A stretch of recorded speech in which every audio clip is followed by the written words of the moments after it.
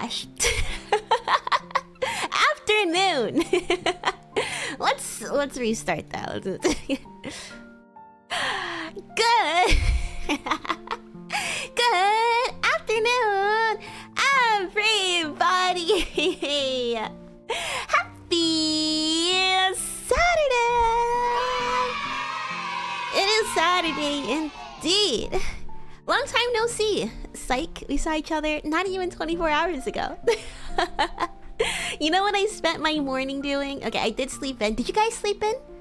Did you sleep in? Let me see.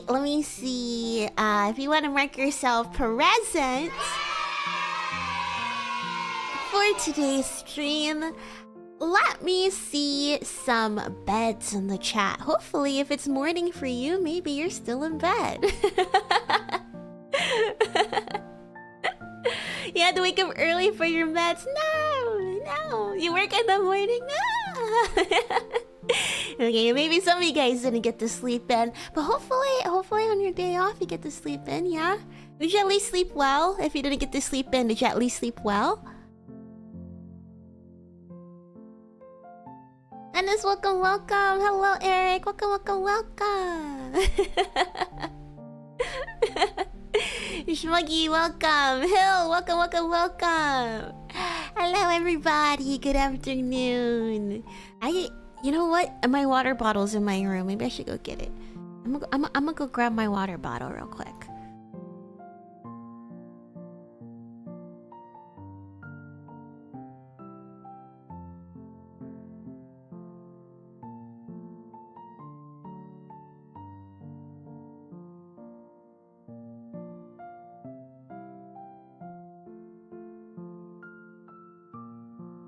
Okay, I got it. I'm back.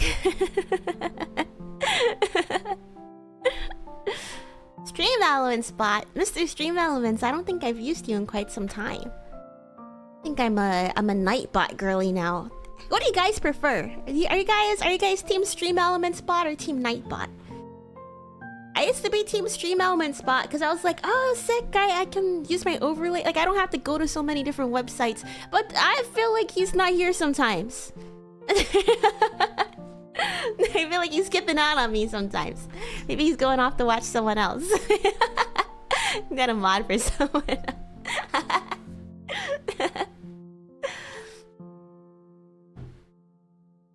Aaliyah, welcome. As well as you could. Hopefully it was pretty well. Luciana, welcome. Good afternoon. Hello back, I'm Joke. What if I could turn around and you guys see my back? Someone was lighting fireworks all night? Oh my god, that's awful. All night?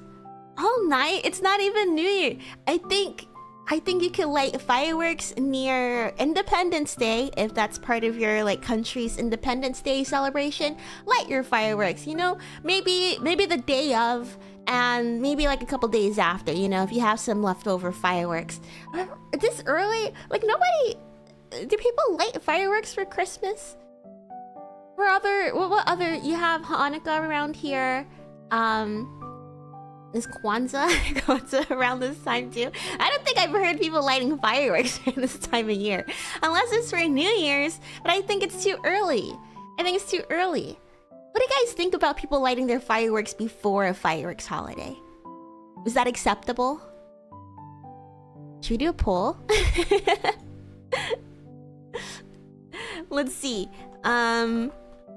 Should people light their when should people light their fireworks near a fireworks holiday? Okay, let's see. A few days before is okay. On the holiday only.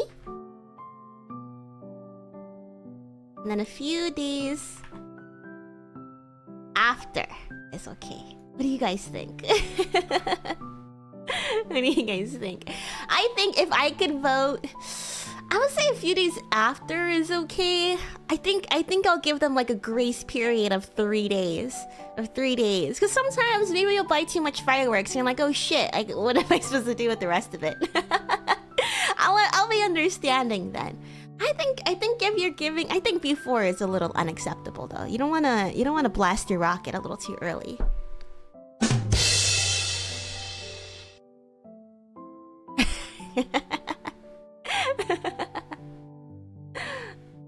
Oh, your dogs. Yeah, dogs are quite scared of fireworks. You know, my dog actually didn't mind fireworks at all, surprisingly. So I never was really bothered. But I grew up living in like a really, really loud area.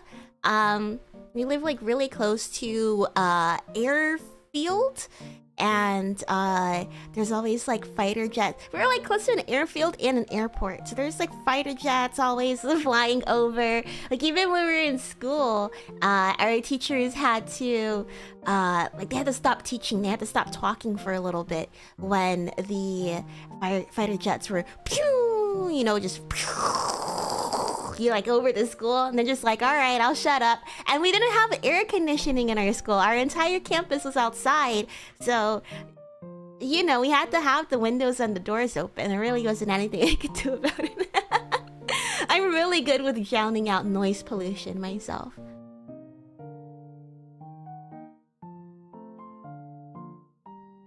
Let's see. I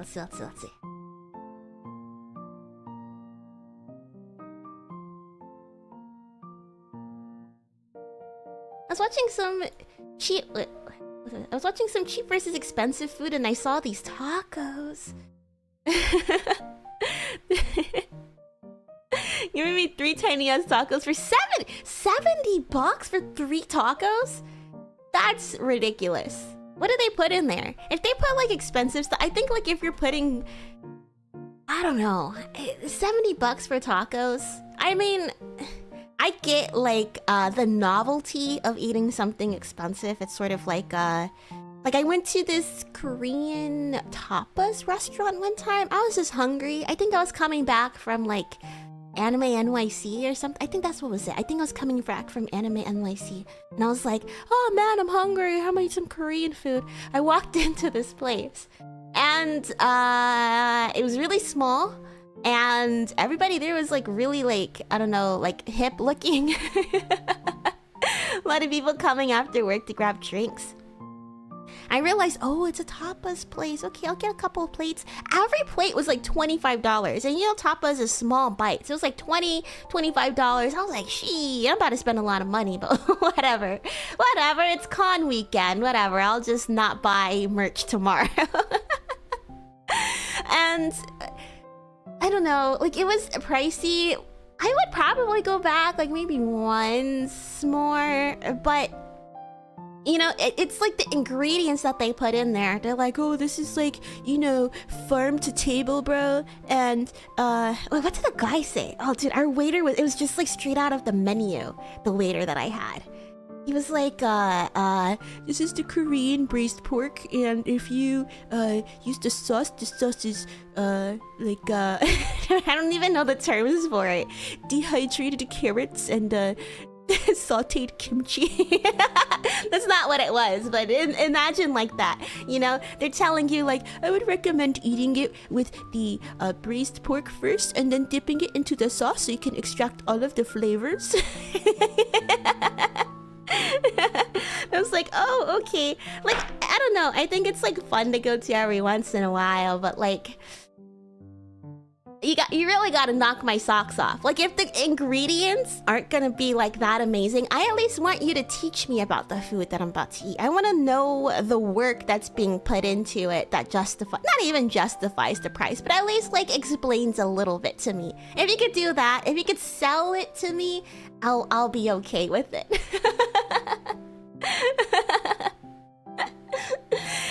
Same time though, I feel like I guess I could say that for many foods though. You can make it cheap and it'll still taste delicious. It's just like the difference between having I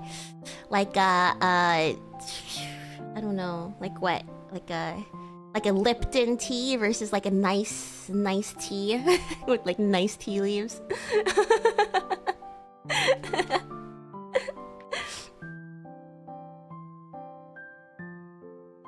Let's see the result of the poll.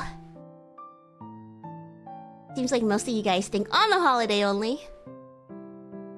I clicked end poll, I didn't see the result. What did it say? What did it say? Did you guys see it? Did you guys get to see it? All I know is that most of you guys think holiday only, which I think is valid. You shouldn't overbuy your fireworks. I think if... Oh, there it is, there it is. 76% says, on the holiday only. For when should people light their fireworks near fireworks holiday? Majority says on the holiday only. Some people say 15% says after the holiday, a few days after is okay. At least the amount of people say a few days before is okay. I guess like a few days before if you want to have a get together but nobody can get the day off. I think that makes sense. That makes sense. But usually for a holiday with fireworks, people would have the day off. But you know, I'll be accommodating.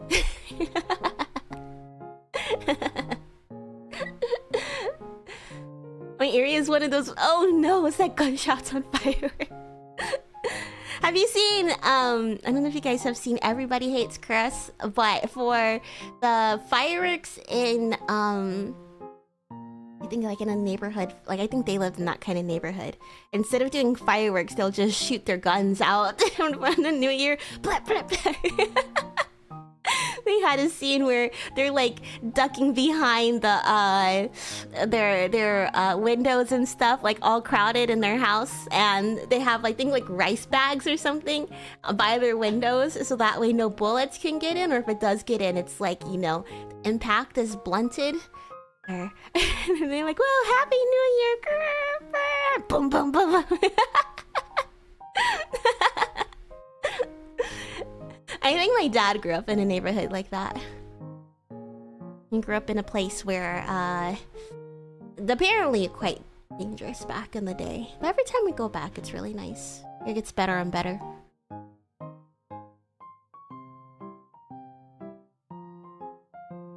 Now that people light at least a few days before. Oh yeah, to test things out. That's so true. You know, I used to live in a place where fireworks were illegal. Everywhere, the entire place illegal, and people still did it anyways, like crazy. Like you wouldn't even realize that it was illegal with how often people did it. But I don't know, maybe there has been like fires and stuff, but I don't remember being like, oh, it's another year of accidents. But I was also a child, so it's not like I was watching the news.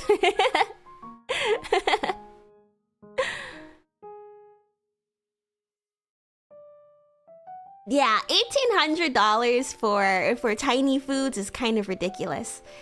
But I think what they do, or I mean, they definitely jack up the price. I think it's the price acts as a filter for filtering out, I guess, maybe just people that they don't want to be there. Like, you're broke, you're not allowed to be in our restaurant. This is for rich people only, and they're probably getting like some high grade ingredients. Not to say that you can't get high grade ingredients for cheap, but I think that they'll probably be like, oh yeah, we got this really exclusive item from this water is melted from Antarctica itself. The penguins have specifically pissed on this one. That's where you get the little bit of a bitter aftertaste in your tap water. And maybe they do something like that. A, as a way to filter people out, and B, jack up the price even more, and C, the novelty. The novelty.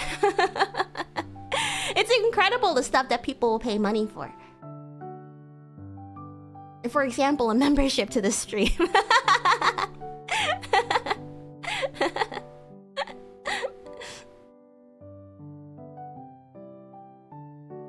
Spider-Man, welcome, welcome. Hello, hello, hello. What do you say is better, Korean corn dog or an American one? Ooh, that's a good question. Dennis, thank you for lurking. I think, wait, what do you guys think? You guys like a Korean corn dog? Have you guys ever had a Korean corn dog? I'll be honest, I'm a sucker. I haven't had an American corn dog in a while. I think a Korean corn dog is good. but at the same time, it's kind of like it's a thickie. It's a thick boy. It's a very thick boy. They both scratch different itches for me, personally. You've never had one. Oh, okay. All right, here, let me describe a Korean corn dog for you guys, okay? You guys have a regular corn dog, right? You have the sausage, you put the sausage on the stick, and then you fry it. You put the cornbread around it, and then you fry it, right? You got a corn dog. Korean corn dog is the same. You have a sausage, and sometimes you could put like a stick of mozzarella cheese on there. You add the bread, but the bread is not really like cornbread. I would say it's more pancakey. So a sausage, sometimes half a sausage, and then half a mozzarella cheese. You add the pancake mix on top, and then you can add like potato chunks, and on top of that you get like cinnamon sugar, and yeah. I would say, I don't know, I think I like American corn dog more. I think American corn dog is more versatile. I think you really have to mentally prepare yourself before you get the Korean corn dog. Especially with like if you get the potato chunks, and I love potato, I get the potato chunks, and I like kind of, it's hard. It's very crispy and crunchy. So I can't open my mouth that wide, so it's like kind of hard for me to eat. And then it falls apart so easily too, because the whole thing is so heavy. So crazy heavy, right? The American corn dog is it's leaner, it's more you can eat a couple of those. The Korean corn dog, you're gonna have one and you're over it. Not over it, you're done, you're full. A better sausage, I think sometimes they have a better sausage. I was gonna say, like, sometimes the sausage is better. I think they have more variety of sausage that they put in their corn dog, but I think that's also because they're just like, hey, you know, it's a street food, let's get funky with it. You don't really see places getting real creative with an American corn dog unless you get like a breakfast corn dog. Like, the only corn dogs that I ever really had is the ones from the frozen food section. When you get a Korean corn dog, you go to a restaurant for that. I think that's probably why the sausage tastes a little bit better. Sweet John, welcome, Gatsu, hello! Also, J4, welcome. It feels less bad to eat non-American food, both physically and mentally. I want to get more adventurous with the food that I'm eating. I feel like I eat the same food all the time. I want to like spin the globe and then like put my finger somewhere and then go find a restaurant that sells that kind of stuff. Because I feel very lucky that I live in a place that's so incredibly culturally diverse. And I'm never going out to go eat like food like that. Like, I was talking to my parents the other day because we're talking about how we ate at like a Spanish tapas restaurant last year when they visited me. And I was like, yo, like, I've had like Mexican food, I've had Peruvian food, like I've had food from like a Spanish speaking country. Well, not a lot of different food, but at least I had a couple. I had an Inca Cola. I had, you know, but I've never thought like, hey, what are they cooking up in Spain, you know? It was good. They had like some of the best tomatoes that I've ever had. I don't know what kind of tomatoes. It was so good. So delicious. I thought, yo, there's so much food that I've never had before. And I'm the kind of person that gets FOMO very easily. It's like, what if I have a food? Like, what if there's a food out there that's gonna be my most favorite food in the world and I've never had it? Like, right now I'm so obsessed with Lanzhou beef noodle soup. I could eat that every single day. And I didn't start eating it until last year. And then I become a big black man. That's my face reveal. I've always been a big black man. What are you talking about?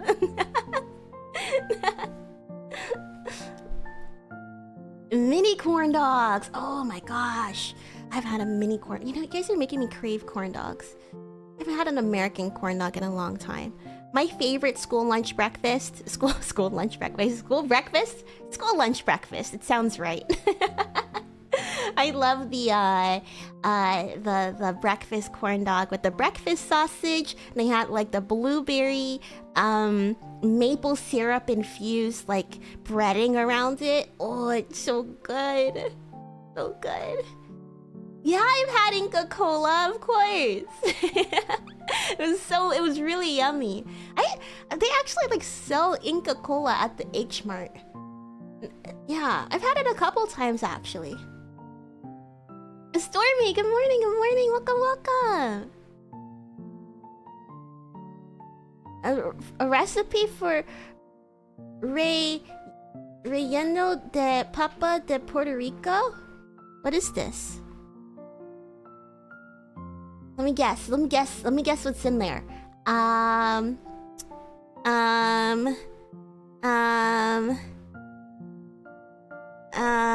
Is it food? Is it a Puerto Rican corn dog?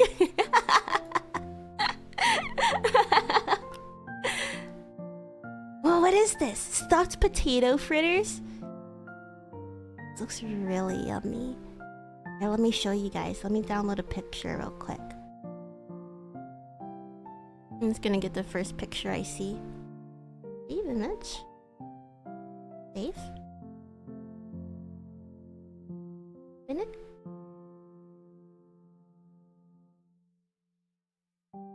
Okay, you guys ready?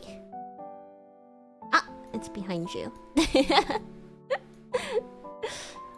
Ooh. You know, I want to be cooking more, but I don't have a lot of countertop space. But maybe I should. Maybe that should be my resolution.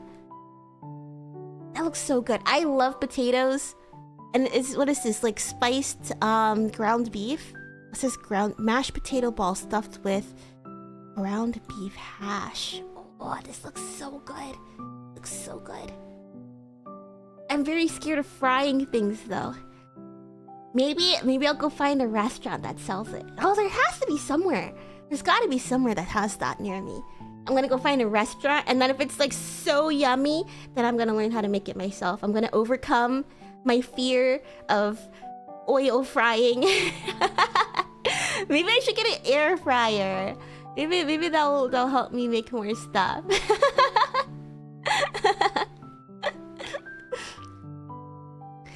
Some corn dogs would be so good.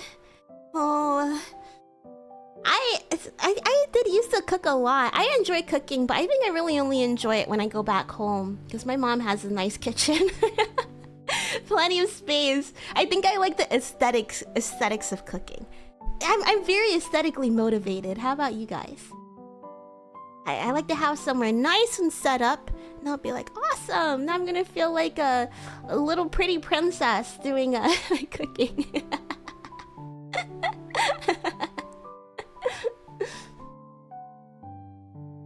A New Orleans style place opened up close to me a couple years back. It closed unfortunately, but you made gumbo for Thanksgiving? Cause oh my gosh. Oh, that sounds so good. I wanna go to New Orleans so bad. I wanna eat the food, the cuisine over there. The other day, actually last weekend, when I was hanging out with my brother, we were walking to get onigiri, right? And there's these guys who had a couch set up. They had a couch and a blackboard set up. They're just outside chilling. It's really cold outside. It's like 30 degrees. But they're outside chilling, drinking their beers. These two guys. And they're like, hey, you guys want to buy some gumbo? And we're like, huh? Gumbo? Like what? And they're like, yeah, we're from New Orleans. And we made gumbo and we're selling it by the cup. We didn't buy any because we're on our way to go eat anyway.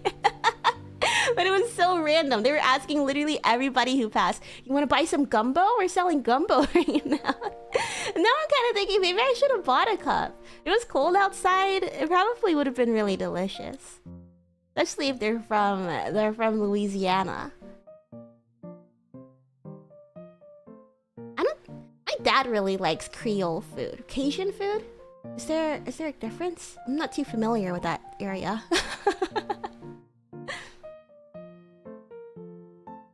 Valiant, welcome! Boomi's hand cam stream idea: make corn dogs an American corn dog versus a Korean dog. Would you guys be interested in that? My apartment's very long. It's like a tube, right?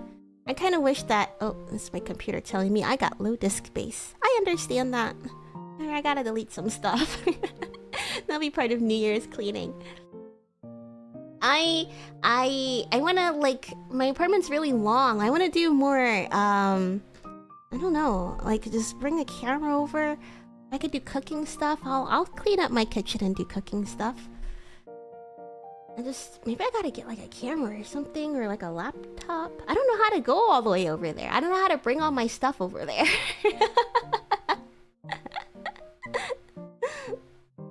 Make a poll for it. A cooking stream would be nice. Okay, we got twos. Twos is enough for me. I do want to get a little bit more into different varieties of stuff too. I like trying things out. What about you guys? Do you like trying out new things? And I have like a little paper of, not paper, a notepad on the desktop about things that I want to talk about. Just a short list. You guys are so good at conversing with me. It's like I could talk forever and not even realize that I didn't talk about any of the stuff that I wrote down.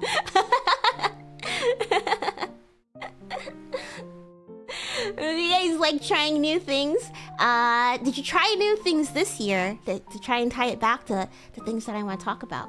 I wanted to kind of reflect because the end of the year is approaching. We're gonna have a New Year's stream. Well, not New Year's Day, but we'll have another stream before 2024 ends. But I just kind of want to see. I want to check in. Are you guys happy with 2024? Did you guys try new things this year? Is there anything harder that you want to work on for next year? I would say... Actually, I'll let you guys answer first. That's my favorite Sanrio character. What do you guys think? What do you guys think my favorite Sanrio character is? Honestly, I wouldn't say that I'm like super invested in any of them in particular. When I was a kid, I really did. We had like Sanrio, like I guess like Japanese kid magazines or something. I don't know. I don't even remember where they went, but we had some of those, a couple of them, and I remember they had like the mascots. They had like Maru in there. That's sort of my first exposure to characters outside of Hello Kitty, and I remember I found Kuromi. I was like, oh my gosh, she's so gothic and cool. So me being not like other girls. Me wanting to be not like other girls, I was definitely a Kuromi girly. Also high energy. As I got older, I don't know. I mean, I do think cinnamon roll. You know, cinnamon roll is not even cinnamon roll, because I bought a shot glass when I was in Japan, right? And I was looking at it maybe a couple months ago. So I had this shot glass on my my kitchen counter or whatever, like on the shelf for I don't know 8 months by this point, and I'm looking at it and I'm like, they misspelled cinnamon roll. Like it should be like cinnamon roll. It's not. It's cinnamon roll. Cinnamon roll. Cinnamon roll. Did you guys know that? I had no idea. I googled it and I was like, oh fuck. I'm the one that's wrong.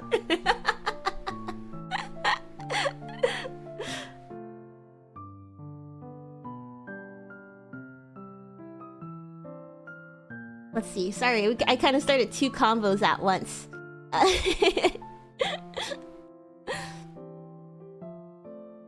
A lot of people think Kuromi was a boy. Really? They thought Kuromi was a boy? I can't understand. Maybe they're getting Kuromi mixed up with Maru. You guys know Maru? When I got older, I was more into like the kind of weird ones, like Kirimi-chan. I think Kirimi-chan's my favorite. I have a lot of Kirimi-chan stuff. Actually not a lot. I just have like a pencil case holder. I think I have probably the most Kuromi stuff. I have a Kuromi chain on my bag, and I had a Kuromi like keychain, like a puffball that I put on my DS at the time. Oh, I had another Kuromi chain on my DS. Maybe, yeah, maybe that's my favorite.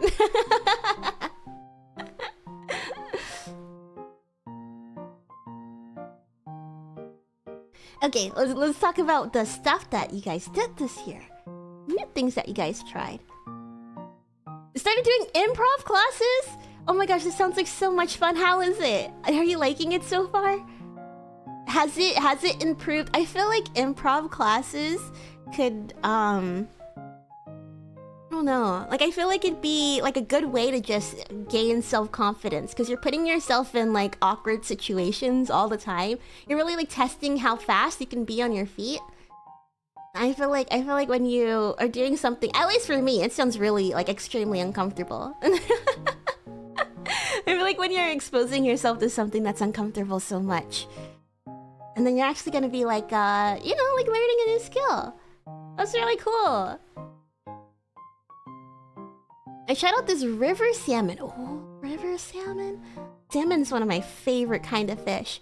I like salmon cooked, but I'm not a fan of it raw. I like tuna raw, but I think it's okay when it's cooked. It could be better. Yeah.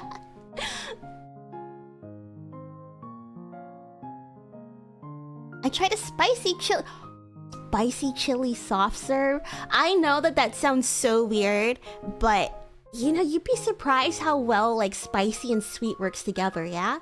Like, I've been really into, I know it's not the same thing, but like a spicy margarita. If I see a place that's selling like a spicy drink, I don't know, I'm like, oh, like, you know, when you're drinking something, you want it to relieve like spiciness. You're not really going to drink something that's gonna make your lips tingle, but it's just kind of a fun sensation. What was the spicy chili? Was it like spicy chili and vanilla? I remember when I was a kid, they had like this, what's it even called? Like this red powder that they would put on fruits and stuff. You could get it like packed in a bag. I don't remember what it was called though. You get it packed in a bag and it'll be like, you know, mixed with like fruits or like other sweet things like candy and stuff. It'd be like really sticky. I never had it before though. But it always looked good. Tahine, let me see.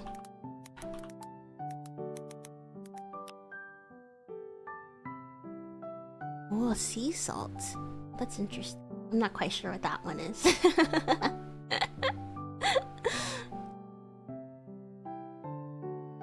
What's your favorites? I don't know them except for Hello Kitty. I feel like Sanrio, they have like a couple hundred different characters, yeah? And or at least maybe before they retired them. I think they retired a lot of it. And poor Kirimi-chan didn't make the cut.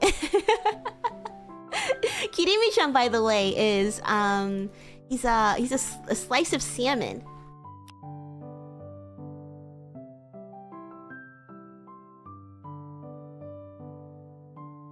And he has like a lemon friend. Let me show you.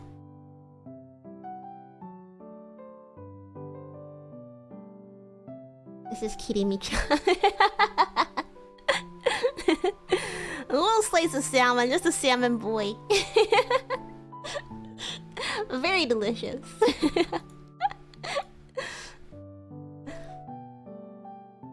Let's see. You started teaching Canva and InShot. InShot, is that like also like, is that like a video editing software? It sounds familiar. Canva though. Teaching Canva, you must know so many tips and tricks.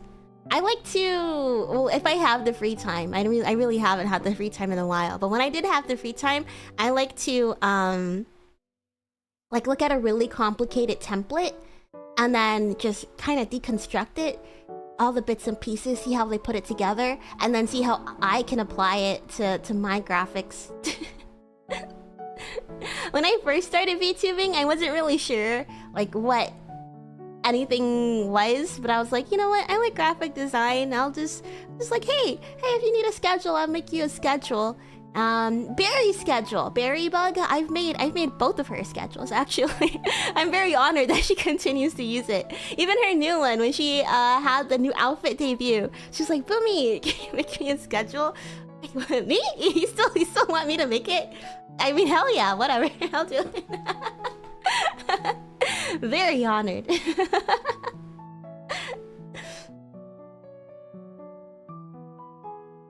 I have no sense of shame, so the embarrassment of performing wasn't a big deal, but I do feel more comfortable in public now.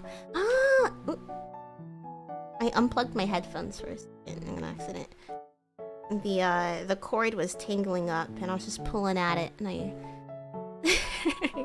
accidentally unplugged it.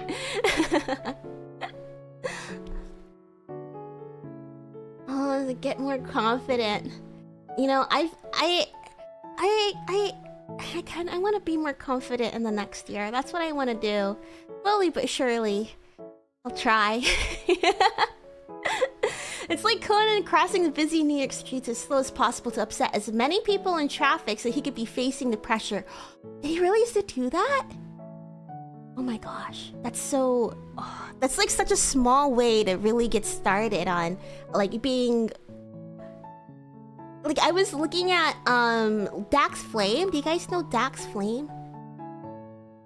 I think I watched his iDubbbz documentary, The Ice Cream Man, like a while ago, but maybe I didn't finish it or something. But I saw him come up on TikTok quite a bit, and you know, I've been kind of dipping my toes into sort of like comedy a little bit, not like myself, but like, you know, just learning different comedians, different styles, and going to see like I guess non-big name comedians on stage and just trying to be like, oh, you're just kind of really like being interested in how the whole performance aspect of it works, right? Because sometimes you just go like, you'll sit there and just like, oh yeah, I'm here to laugh, ha ha ha ha ha.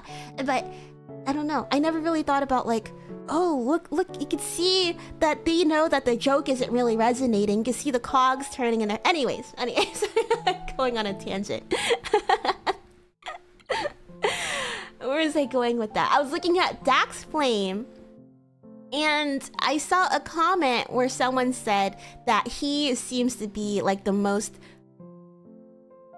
Like he seems to be a guy who's really nailed down being comfortable with being uncomfortable, right? Like every interaction with him is very awkward, but at the same time people really love him and they really find him funny because it's just like, I don't know. I haven't really cracked that part of the code yet, but they're talking about him and like Andy Kaufman and like I guess even Trisha Paytas in a way where there's like a performance aspect of it. I don't know. I'm not really sure where I was going with that, but yeah, being comfortable with discomfort. Was it that Yes Theory says? Seek discomfort. I think I'm the kind of person that really enjoys being comfortable with where I am. I can settle. I'm very okay with settling, which maybe not be the best thing, but at the same time, I don't know, like, not everybody has to be incredibly ambitious. Somebody's gotta be the settler. That could be me, I don't mind. Maybe I should try walking slow. Because every time I'm walking, I'm always thinking about other people. I'm always thinking about other people's perception of me. That's something that I want to work harder for in 2025, in the next year. I think, to answer my own question, am I happy with 2024? I think I had an okay time. It was kind of rough in the beginning. And I feel like I spent like the whole first half of the year not really doing much. I got laid off. And even then I was like, oh, well, you know, I'm gonna take this time to like do stuff and like go out and do things that I've always wanted to do and go out and walk and exercise. But before you know it, you got a job again and you're not doing the things that you said that you were gonna do, you know? I think that I don't really hold myself to the things that I want to do because I always second guess myself. I'm like, well, do I even want to do it that bad anyways? Like, do I want to do it or am I just wanting to do it because I see everybody else doing it? Like, I am happy. I'm happy with what I have. Do I really need more?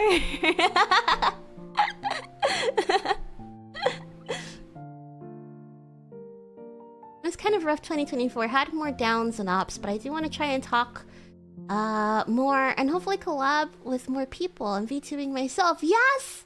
Yes! You know, you can't have the ups without having the downs, Stormy. Got this. I hope the next year will be a lot better for you. Ambition is over here. I admire ambitious people a lot. I really do admire them a lot. I think I definitely have a very laid back way of operating, because I mean, I grew up on an island, man. I'm an island girl. I'm an island girl. What happened to those guys? What happened to island boys? I'm an island girl, you know. I go island time. I go island time. I actually had a stranger come up to me on the street. It was like this old, I don't know, like 45 years old kind of guy. I don't know. He was wearing skinny jeans and stuff. He came up to... If anybody's 45, I don't mean that you're old, okay? I just mean, you know, older than I am. Either way, this older guy came up to me and he was like, hey, I really, like, you have like a really, laid back energy. I'm like, what are you talking about? You can get that from me walking? Like, it's just on the street too. You barely perceived me, dude. And it made me think, like, do I really radiate that kind of energy? And the point where I got stopped on the street for that. Now that you've balanced your schedule a bit more, what do you want to do? You know, I've been thinking about that a lot. I just want to have fun. I just want to have fun. I want to do things that I think are fun. I want to follow threads that I think is fun and interesting. I don't know, I think like a lot of, maybe it's just like my algorithm. But like on YouTube and TikTok, I get like so many videos that resonate with me where they're just like, yo, the internet, it's just not fun anymore. Internet's just not fun. Like, you're being constantly like sold something at every corner. You know, people are being mean to each other. People are creating stuff not for the love of it, but like, you know, just for money. Like, you got like the AI slop channels and stuff. It seems very like, I don't know if opportunistic is the word for it, but I, like, even when I was in like 6th grade, that's when I first started watching YouTube, and I remember thinking, like, even since back then, I thought, oh, this would be like such a fun thing to do. And I would make my own little videos. I had a video on my phone where I was doing like stop motion with these toys that I had, like a Mickey Mouse toy. I don't remember what the plot was. I had a dollhouse, and the only thing I remember of this video, I haven't seen it in years because I don't think I took it off the phone, but it's it was like Mickey Mouse was staring at the dad using the bathroom from outside the window or something like that. And I had so much fun doing that kind of stuff. Like, yeah, I was a little bit of a clout chaser as a kid. Like, I would go onto like smaller art uploading websites because I thought I had a higher chance of like, you know, like getting more attention. But I didn't want the attention for like anything monetary or like clout or anything. I think I just sort of wanted, I don't know, like respect is the word for it, but you know, you want people to appreciate the stuff that you put out. And now I'm just kind of like, I don't know, I'm happy with what I have. I just want to put out stuff that I think is cool or funny or that I'm having fun with. Because I think especially I don't know, I like I'm very into like internet culture, I guess like brain rot might be the term for it.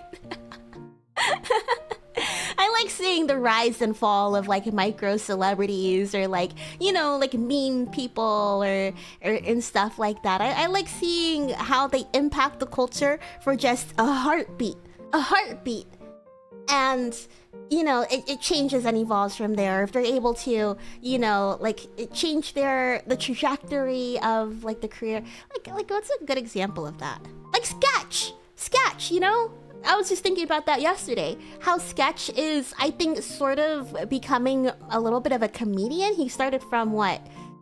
I don't know, were sketchy. Like he was what, like a Madden streamer, and all of a sudden he's like on these comedy podcasts. Because I was watching his podcast with Bobby Lee on Bad Friends. Bobby Lee and the redhead guy. I don't know his name. But I was cracking up the whole time. I was like, that is so interesting to see how, I don't know, the things are converging now for content creators. It's kind of becoming mainstream. And like even Kai Cenat, like how he's getting Hollywood people on. Brittany Broski had freaking Aaron Taylor Johnson on her royal court, you know?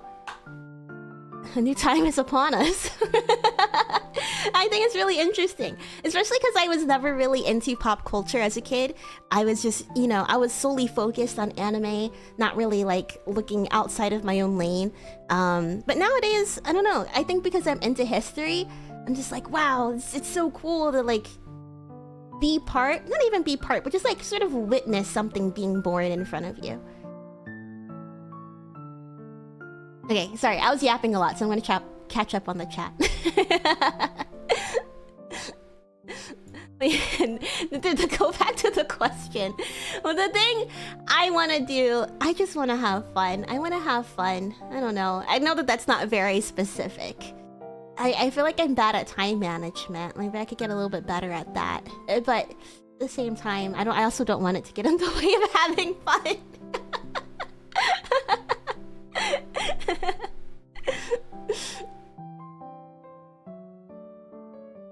One positive for me was finding your channel. Oh, really? You're a really great streamer, very relatable, great singer. No. Really? Really? Well, I'm glad. I'm glad that you know, the silly stuff that I put online is a positive for you. I'm not really good at being sentimental. Thank you. I appreciate it. I hope that you continue to have fun too. I hope you continue to have fun. Ryan, hello. Hello, Ryan. I'm glad I came across your channel this year. Oh, guys.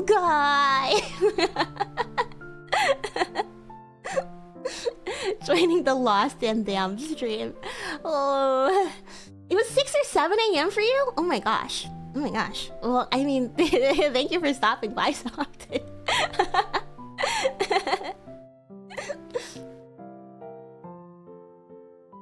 Starting your morning with GTA 4 is crazy. Hopefully it woke you up a bit if you had stuff to do that day.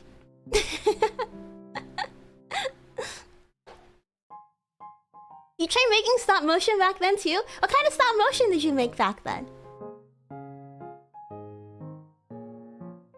Vicky Moto, have you ever seen Turbo? Oh my gosh, I did go see Turbo.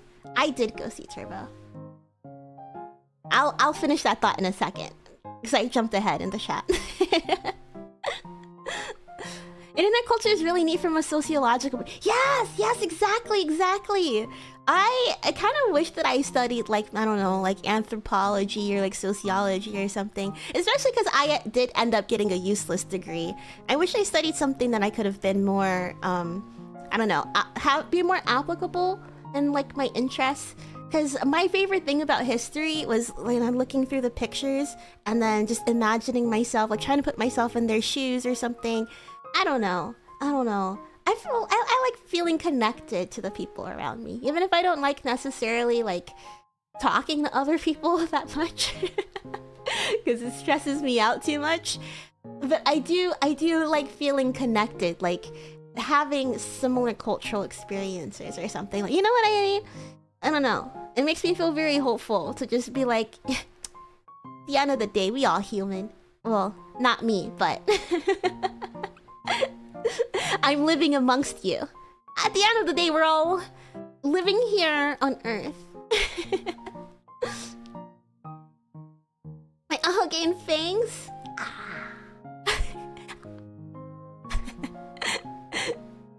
Okay. Yes, I have seen Turbo. And I think I went to go watch it during one of the premieres. Wait, I wonder if I have a photo. Because I saw they had like a giant snail. The giant turbo snail. And I think they had like one of the books.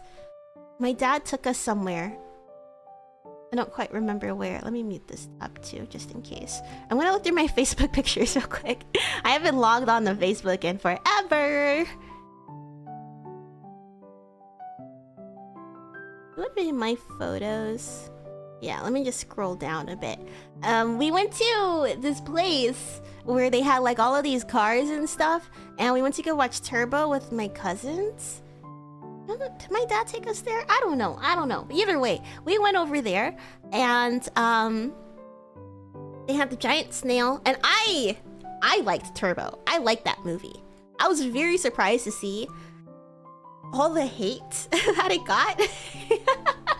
Everybody said it was a bullshit movie. I was like, shut the fuck up. Turbo's a good movie, okay? Granted, I haven't seen it since then, but I had fun. I was entertained. How could a snail be so fast? He got that nitrous in him, brother.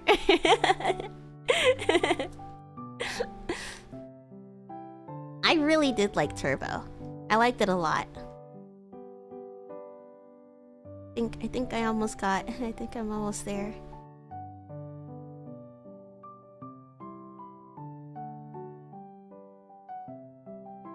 Oh, I found a picture of my Kirimi-chan stuff. Let me show this to you guys too.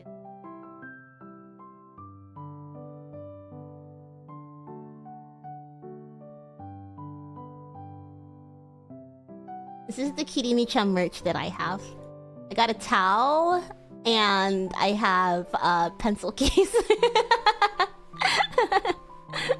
Both are still in use. I got this 10 years ago, dude. 2014.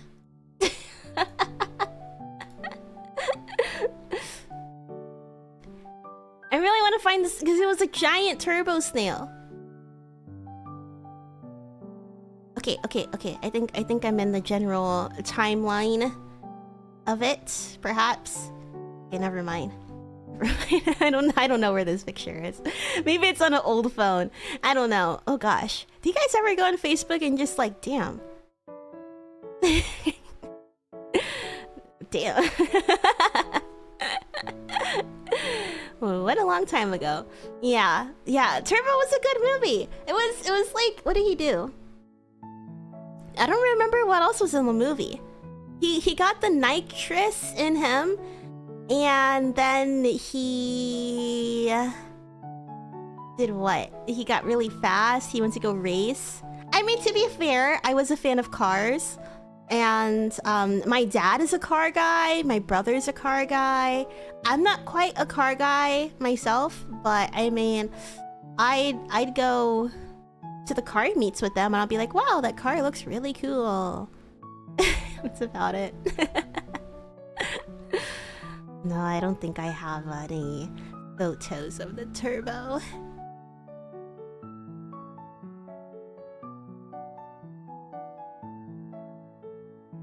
I see so many anime con pictures though.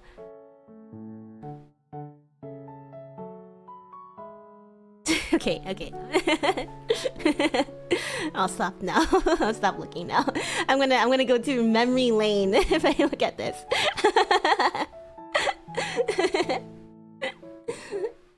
Kirimi-chan is goated. Too bad they discontinued him. He got eaten. He's too fat. Well, you've never seen it? You've never seen it? Okay, alright. I mean, I guess in some ways, Turbo must have some sort of like crazy genetics, right? Let me go ahead and get him on here. Let's go ahead and invite Turbo to the stream. Turbo, welcome.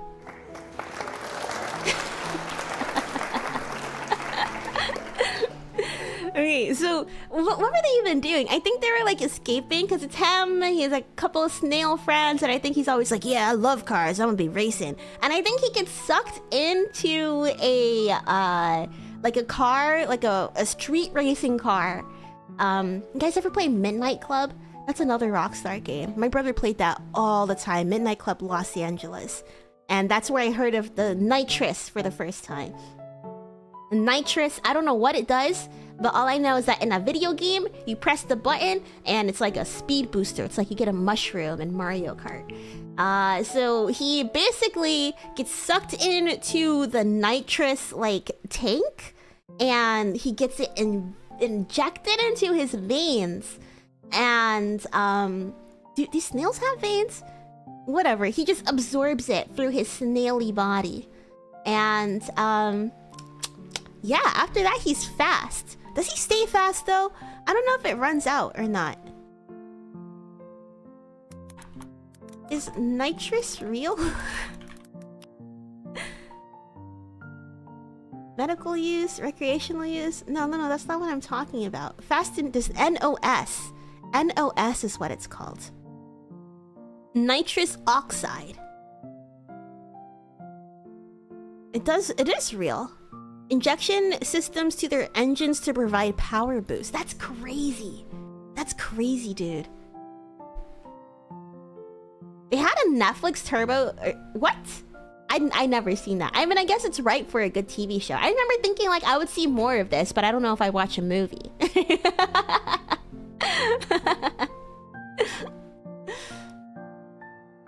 Do I have crazy genetics? I think the craziest part of my genetics maybe I'm half black and half Japanese, if you guys don't know. So as a kid, I'll always be like, yeah, I'm never gonna age. Black don't crack and Asian don't raisin. I feel like, I don't know, I feel like I look my age, but sometimes I do have people being like, oh, I thought you were younger. Actually, now that I think about it.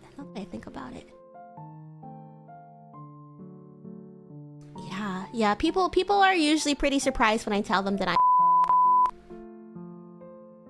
so they're like, what? No way. But then I see other people who are my age and I feel like we look the same age. I think it just might be like dependent on the person. I think it's just like if they're older, then usually they'll like think that I'm younger. But if we're the same age, then they're usually spot on. Oh, it makes more oxygen. I see. I see you again. It's midnight. I'm kind of tired. Go ahead, go rest. Sleep in tomorrow if you can. Thank you for stopping by, Sujan. Should I watch it? Should I watch Turbo? I would say give it a shot. It's not like a... what's the score? Turbo movie. I would say it's not like the coolest movie, but it's not awful either. It's got 66% on Rotten Tomatoes. Don't have high hopes, but like, you know, just sit back and be entertained. You know, it's a cartoon. Sit back, relax, have some fun with it. You might... Guys, do you know who plays Turbo? Did you know Ryan Reynolds is Turbo? I did not know that. Ryan Reynolds is Turbo. I don't know anybody in this. I just know that Ken Jeong plays like the grandma in this movie. He plays an Asian grandma. That's the only thing that I knew. Our favorite Ryan Reynolds character, Turbo.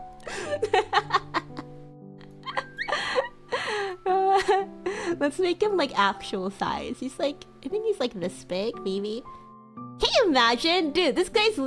The crazy thing about the movie, he's legit like competing against actual race cars. There's like a literal like race car driver who has beef with Turbo. Was it his beef? I think that was like I think that was his hero, right? He's like, oh my god, I love this guy. Like, he's the best racer ever. And the racer is like, you shitty little snail. You're never gonna beat me. You little piece of shit. And I think Turbo wins. I don't know. I think if you like Lightning McQueen, you'll probably like this movie. If you didn't like Cars, this might be hit or miss for you. This is like a less fun version of Cars. No, it's fun. Less like, I don't know. You know, Cars hits that spot. This doesn't quite hit that itch. It's DreamWorks after all.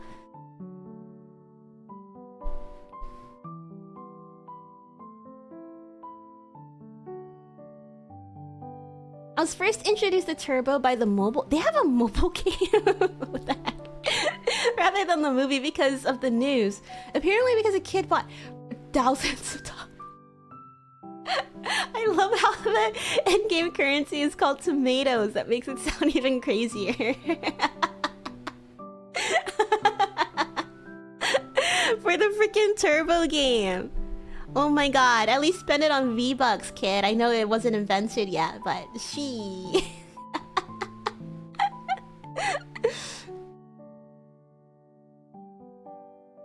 No one believes it until you pull out the ID. You know what's crazy? Maybe I do, like, I don't know. I feel like in the city...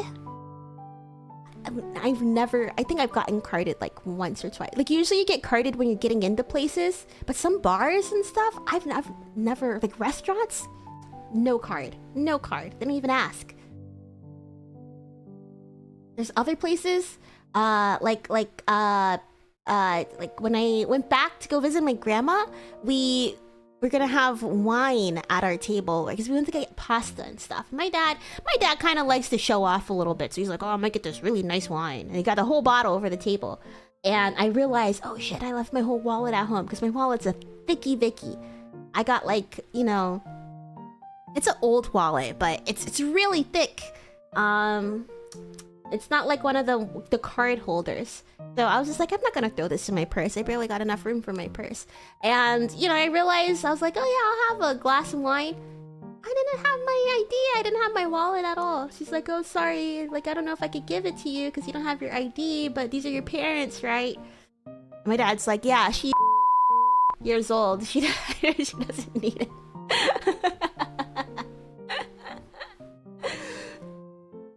I don't know. That made me realize, like, they don't card here in the city. I guess maybe where there's less people, sure. Yeah, it's not like we were like completely in the middle of nowhere either. I don't know. I was just really surprised by that. It made me realize, like, oh shit, it's been a while since I got carded.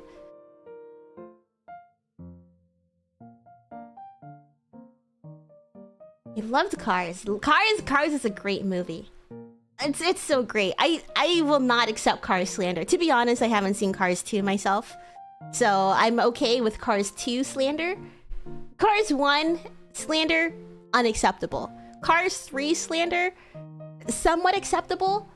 Because I agree, maybe, you know, the emotional weight of it does not feel earned. Because Cars 2 was a little bit of a misstep, but then again, I haven't seen it. It's just me assuming based on what I know of Cars 2. Because Mater is the protagonist of Cars 2, isn't he? You know what? Let's get Lightning McQueen up on here. Considering we're talking about Cars. Ka-chow! Ka-chow!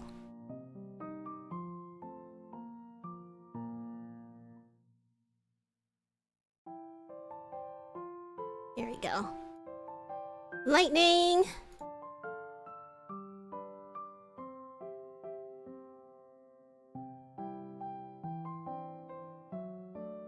I mean, I think it's cute when you're... Okay, moves.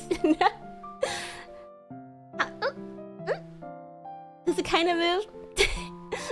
I like that it's in the shape of a heart. Isn't that cute? Here's Lightning McQueen. The two goats of racing. Yeah? Let's give it up for Lightning. Mr. McQueen. His parents must have known that he'd be fast if his name is Lightning. I think Cars 3... I watched it once. I don't really remember too much of it. But I think it really would have hit. It really would have hit more if we had a little bit more time with Lightning McQueen. And I think that would have been perfect for the second one. Cars 2 ain't it? That's what I assumed. As soon as I saw the trailer, I was just like, oh gosh. That's sort of when he kind of felt like Pixar was getting a little... I don't know if cocky is the right word, but crumbling a little bit. Just a little bit. I know that theres people who do like Cars too. But I think it probably would have worked better as like a... what do you call it? Like a direct-to-home movie? Direct-to-video? Something like that? Like, you know how they have, like, The Little Mermaid 2, or, like, Beauty and the Beast 2, where it's sort of, like, more of a spin-off than anything completely canon? I think that would have been better. A lot of people say Cars 3 is better than 2. I think Cars 3 does feel a little bit more closer to Cars 1. Because... how would I even explain it? It feels familiar.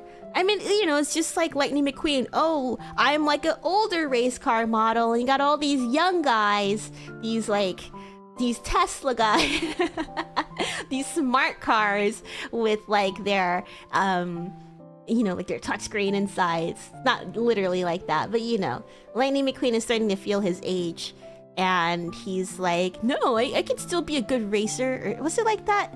I don't know. I think so. I think he's trying to prove himself, but while he's trying to prove himself, he's also teaching his trainer, who is like this younger person. I guess maybe more like a handler than anything. This younger person, also teaching them about stuff, and then that car ends up being like more of his protege, if that makes sense. Something like that. It's been a while since I last saw Cars 3, but I remember enjoying it. I had fun with it. But I do feel like the emotional weight was like a little... It felt a little bit unearned. Maybe going from 1 to 3 would be good, but at the same time, it's gonna feel really jarring because you're going from Lightning McQueen at the top of his game to all of a sudden being sort of washed up.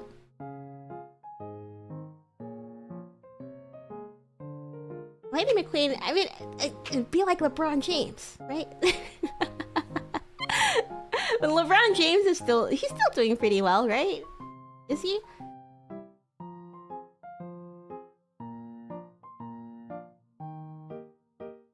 Gonzo, welcome! Hello! Good afternoon! I'd have to rewatch Cars 2 to give my opinions. Last time I watched it was in 2014. I liked it, but don't remember much of it. I think because it's more of a Mater-focused story, right? I think people enjoyed it. I remember people saying that they enjoyed it, but it just felt like, you know, a little different. It's just a completely different direction, I think. Yes, Cars 3 is like Cars 1, but McQueen is in Doc Hudson. Yes, that's exactly. And then, oh my gosh, because you know how the voice actor for Doc has passed away? So they're dealing with that in Cars 3 too? And you're thinking like, how do cars pass away? How are they born? You know? You're left with more questions too that you're thinking throughout the movie. Because they're like, yeah, I really miss him. And they're like looking at his pictures and stuff. You're like, who took him to the junkyard? Where did he go? How did he die? I guess their engines just run out? I don't know. But you kind of start to think about like the social implications of this all. How does their society operate? I love Cars though. I think that's what makes it really fun. You think about that stuff and just like, coming up with the theories I think is half the fun of watching Cars. Cinderella 3? They have a Cinderella 3? You know, I don't even think that I've seen the original Cinderella. I was really not much of a Disney princess girl growing up. Do you guys have a favorite Disney princess? The only movies that I had... We had a rip-off Little Mermaid where she was blonde. And we also had Beauty and the Beast and Aladdin. Alice in Wonderland too, but I don't think I watched that one that much. Yeah. I don't think I really watched a lot of the princesses growing up. I really do like the I think I like Beauty and the Beast and Aladdin are pretty tied for it. I haven't seen them recently, but I do remember watching those a lot growing up. I think I might have liked Beauty and the Beast more though. I think I might have.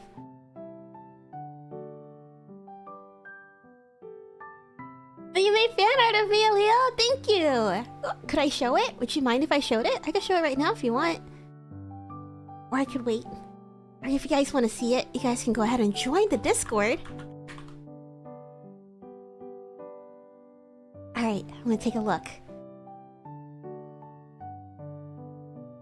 What is Cinderella 3 about?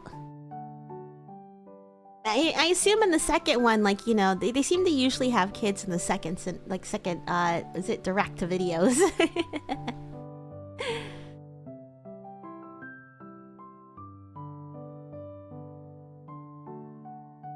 Okay, I'm looking at the Discord. Oh yeah, Mater's Tales! I forgot that was a thing. Back then, it seemed like cow tipping was like a huge thing, right? Oh my gosh, this is so cute. Okay, I'm gonna show you guys.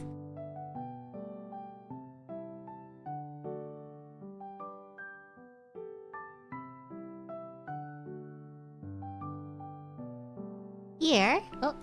Here. I'm gonna have that another image.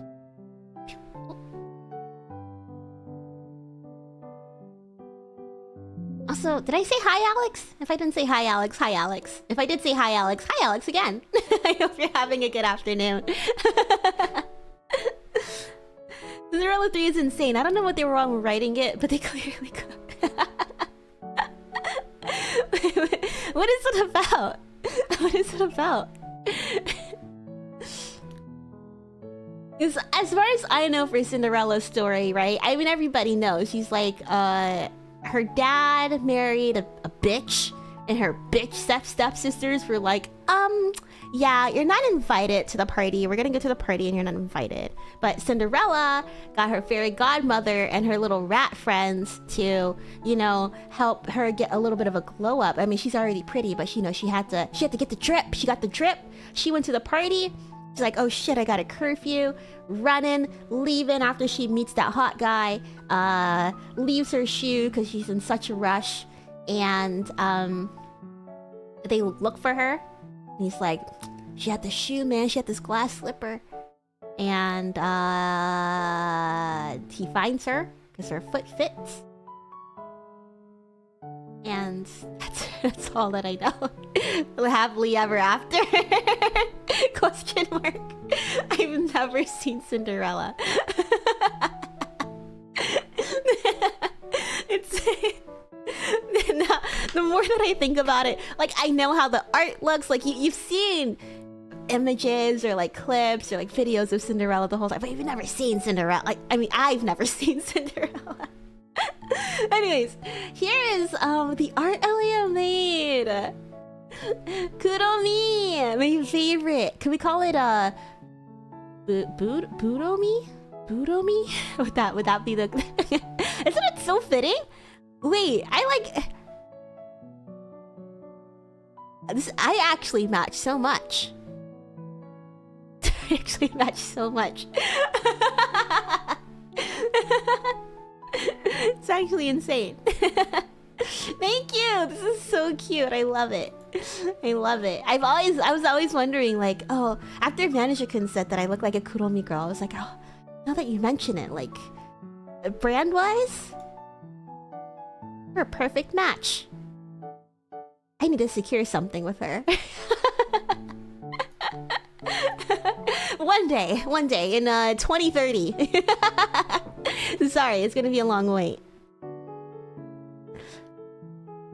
Cinderella 3 is called Twist in Time? What could possibly? Okay, all right. Okay, maybe I should watch. Do I need to? Should I watch 2? I think I know enough about 1 to understand. When I watch 1, 2, 3.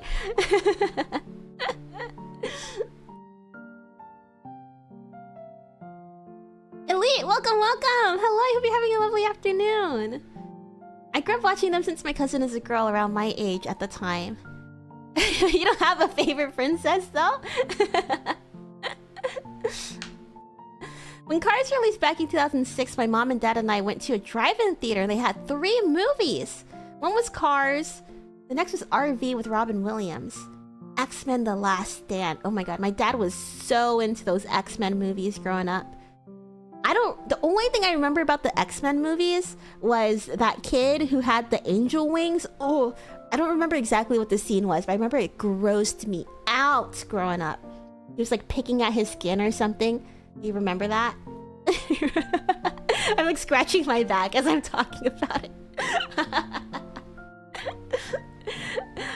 I've been into... I grew up with Marvel. I think this is probably why I have like really geeky interests. It's all thanks to my dad, to be honest.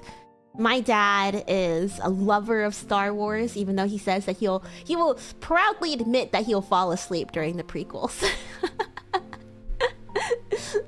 And I was thinking the other day, because the first Star Wars came out in what, 77? Was it? Or was it 70? I don't know. It came out in the... My dad was a baby when Star Wars came out. Yeah, so my dad, I think, is 76. So I was like, oh, so it's not like you went to the movie theater and watched Star... That was my impression this entire time. Like, oh, he was a kid and Star Wars had come out. But no, Star Wars was already like a big thing as he was growing up. You know? So it made me think like, oh, I wonder if Star Wars was just sort of like, because he likes Star Wars, Transformers, He-Man. Was it just like more things to sell toys to? And maybe that's like how he got into it? I don't know. That was just like a random thought that I had. But he was really into Star Wars. Like I said, Transformers. I don't know like when he got into Marvel though. But I remember growing up, like we were watching all the X-Men movies. We were watching all the Spider-Man movies. We watched Star Wars and Lord of the Rings plenty of times. And when The Incredible Hulk came out, we watched that. And we watched Iron Man. Like he took us to go see every single MCU movie. And I mean, you know, I just kind of got hooked on it because he told me like, oh yeah, they're all gonna get together in the Avengers. I was like, really? Really? No way. I want to see like how Thor and Tony Stark talk to each other. And then he was like, we have one more movie. We had to wait for Captain America. I was like, who cares? Because at the end of what was it? Maybe like Thor, like Iron Man 2 or something. I don't know. At the end of one of those early like pre-Avengers Marvel movies, they had the trailer for Captain America, the first. Was it called the First Avenger or something? I don't know. But they had the trailer for Captain America. I was looking at it, I was like, who the fuck cares? Just give me the Avengers. Which is insane to think about. Who cares about Captain America?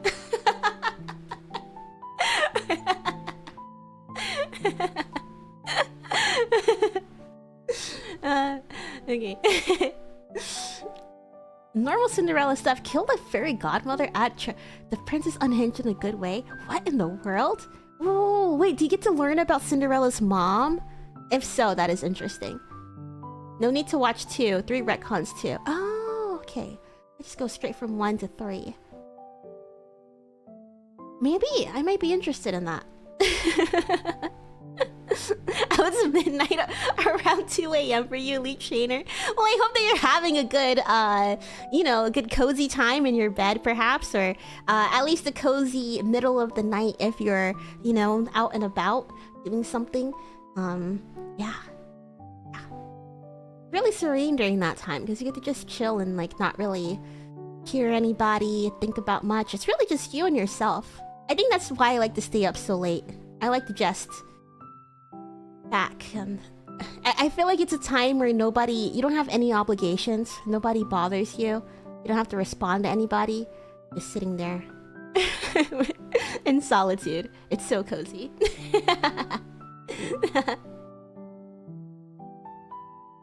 Wait, what? This one stepsister cuts off half her foot, another shaved piece. Are you kidding me? Are you kidding? Did they show that? That's gnarly, dude. That's so gnarly. That's insane. MCU should have ended with Endgame. I do agree with that. But at this, I think that maybe they were just, you know, pedal to the metal. Because there was really good stuff that came out right after Endgame. I know that, you know, we could say that No Way Home... Is it No Way Home? The Spider-Man 3.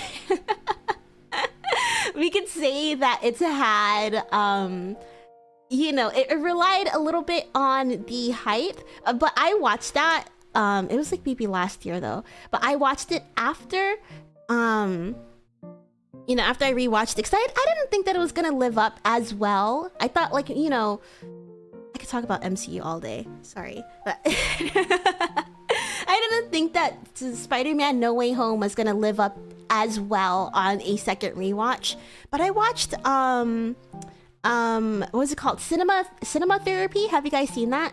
It's a therapist, a licensed therapist, and a filmmaker, two best friends. They watch a movie and they did an Anatomy of a Hero, Tom Holland Spider-Man.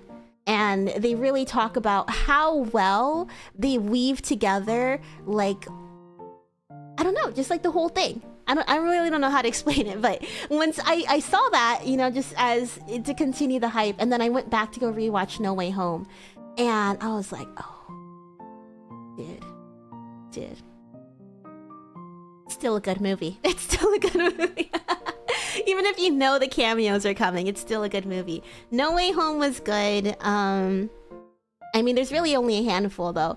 I think WandaVision was so much fun. If you're watching that week to week, so much fun, WandaVision.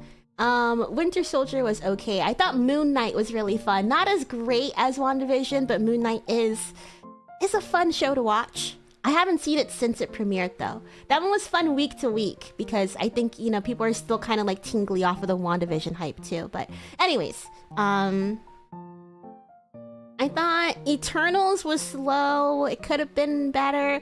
I think that they could have just cut back on some of the stuff. I do like... to be honest, I've seen everything. I've seen everything that they've put out.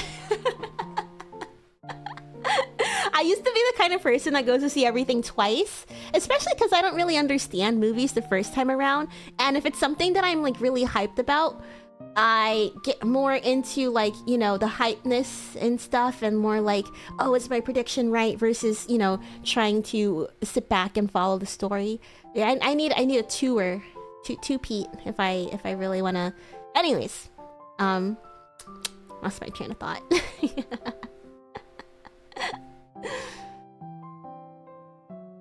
I think that they should have slowed down after Endgame though. I think they should have slowed down a little bit. Really try and rebuild the things after Endgame. I think that their mistake was just, you know, really chasing the money and trying to put out as much stuff as possible.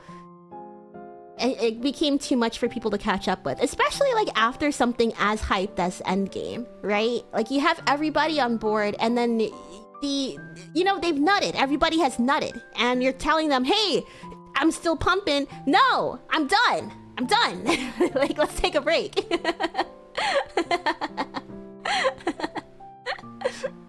I'm not saying No Way Home. Let me put it like this. End it with No Way Home. Take a break for a couple of years.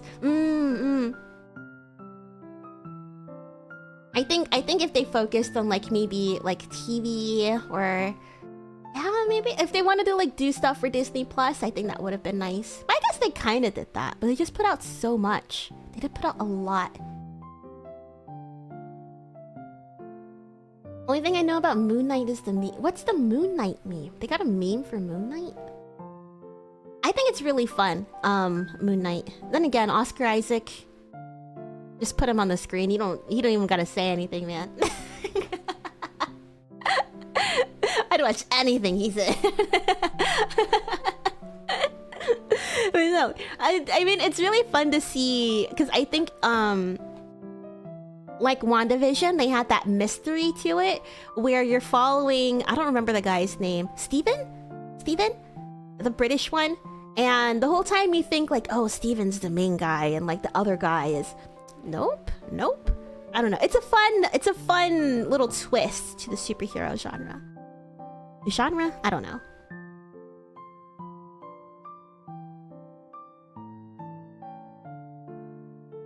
Yeah, no one talks about the shows. Definitely too much homework. I agree with that. But I think that, because from somebody who's watched the shows and the movies, you don't have to watch the shows Like, I guess I could see why it feels like, oh, you're missing out. Maybe they just haven't done a good job at balancing it. Because when I'm watching the movies, I'm like, they already said this in the shows. You know what I mean? I think that they're retreading too much similar territory. Like, Quantum Mania, literally everything that they talked about. Oh, the big bad. You know, talking about Kang coming. If you've seen Loki, you already know all of this. So you're wasting the entire movie just, you know, waiting for, whatever the mom's name is. The MILF. MILF? MILF. You're just waiting for her to come out and be like, oh, it's King that I'm running around. Like, we know, lady. I think that there's just some missteps in the storytelling. I think if they, you know, try to make it a lot tighter, I wouldn't be surprised if they were just like, you know, all hands on deck for Endgame, preparing for that, and then like the stuff in the future was just sort of like in the periphery, working on it on the side, but it's not getting the love and the attention, the details that it deserved.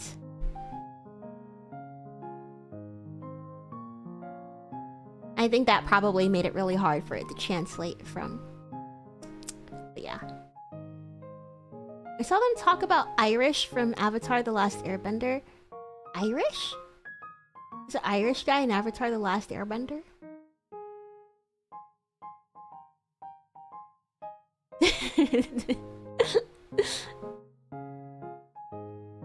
Oh yeah, the Black Widow movie. I completely forgot about that. It definitely, like, even the movie itself felt dated. It felt very dated, but you know, I mean, it gave us some pretty good characters, like I don't know, Red Captain America and Yelena.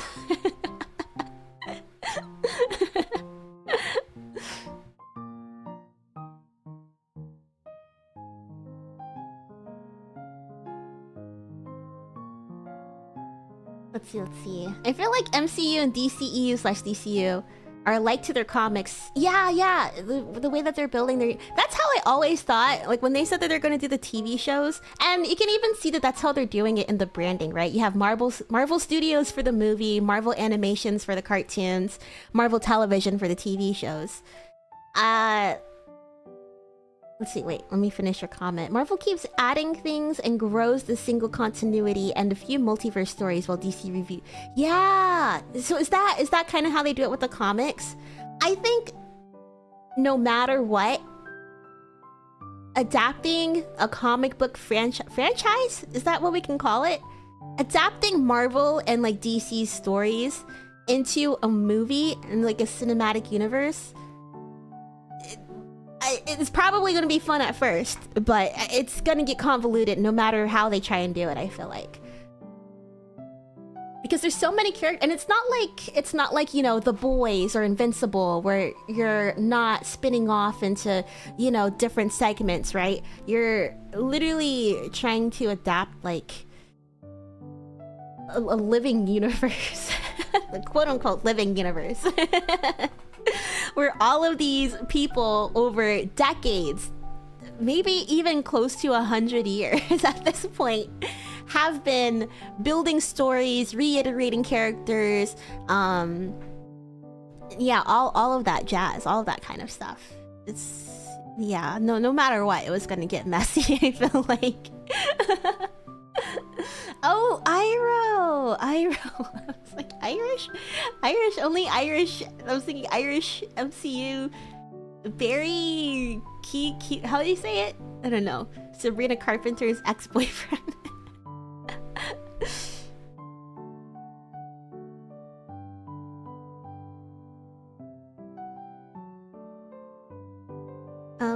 I'm very excited for the DCU though.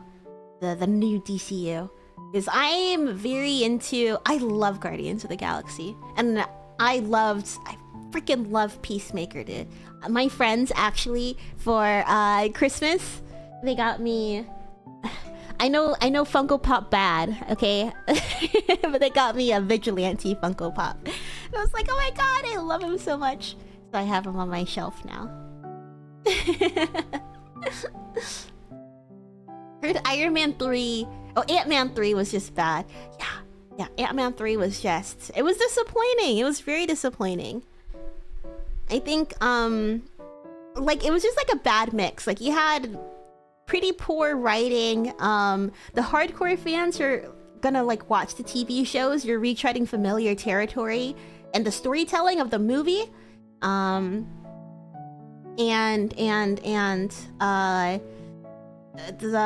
VFX was not very great. And we all know, like, they were, like...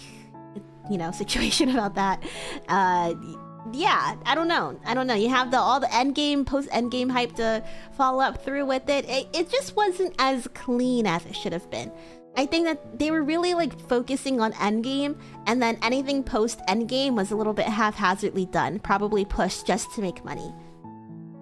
But I think, you know, they've had a couple of flops, and I think they're probably just like, okay, you know, this is our golden goose. We don't want to kill it. It'd be an awful move for them to, like, just continue fucking up MCU. I think they're recalibrating right now. Maybe. I think in the next, like, year or two, it'll probably start getting good again. I mean, Guardians was good. What else was good that came out? Agatha was pretty good. I had fun with Agatha.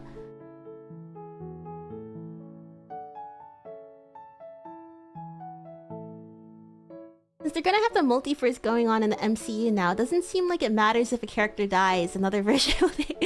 The stakes are a little bit lower, but I think that they're gonna kill off the multiverse. I think that's what they're gearing up for. That's what it seems like.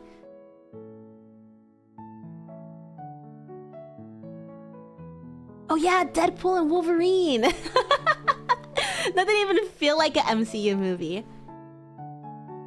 I do kinda want them to scale back on, like, all the cameos and stuff. I think, like, right now, the novelty of it, since they just bought Fox and, like, before they just had, like, you know, the Sony stuff put together, I think then it was really fun. But, you know, now it's kind of like, okay, you know, let's get back to work. Let's get back to work. It kind of feels like we're on recess right now. We're at recess right now. Let's get back to work after this. I liked the Marvels too. The Marvels is pretty fun. But I think I only like the Marvels because I really like Kamala Khan. I think she's a breath of fresh air for me. Anytime I see her on screen, I'm just smiling. I'm like, you're living the dream, girl. Black Panther. It was what? Black Panther 2, yeah? That one was quite good too. But I think another thing is that, you know, there's not really a leader for the next Avengers. I know people were saying, like, oh, it could be Doctor Strange, it could be Shang-Chi. But it's kind of hard to, I guess, like, follow through with everything because you don't know who you're supposed to be like, who's the guy? Who's the guy that I'm supposed to be looking at? Why didn't they get a new actor for Black Panther? I think they knew that it'd be completely blasphemous if they did that. I think even if they're like, oh, but it's a multiverse Black Panther, I think at the time it probably wouldn't have, like, fit too well thematically. I don't know. I think if you think of it from a narrative perspective, it completely makes sense. Shuri wasn't my best pick for Black Panther. I wasn't like... I cringed so hard at her "what are those" joke. I was like, this is like 3 years too late, but okay. But like thematically, from a narrative perspective, there's no other person besides Shuri to take up the mantle, in my opinion. Miss Marvel had a lot of inspiration from Into the Spider-Verse. Yeah, I really like the notebook aesthetic and stuff. But, yeah. Yeah, I think Miss Marvel... I think the only thing that I didn't really like was when they're just like, oh, it's the cosmic... But I get like the cosmic stuff was like, oh, this is where her powers came from and all of that, and it sets up like the Marvels. But I don't know. I just kind of miss like seeing them struggle with school, I guess, or something like that. I don't know. Especially with somebody as charming as Kamala Khan. I would love to see her with some lower stakes. Or even just like interacting with more characters. I don't know. She's just so fun.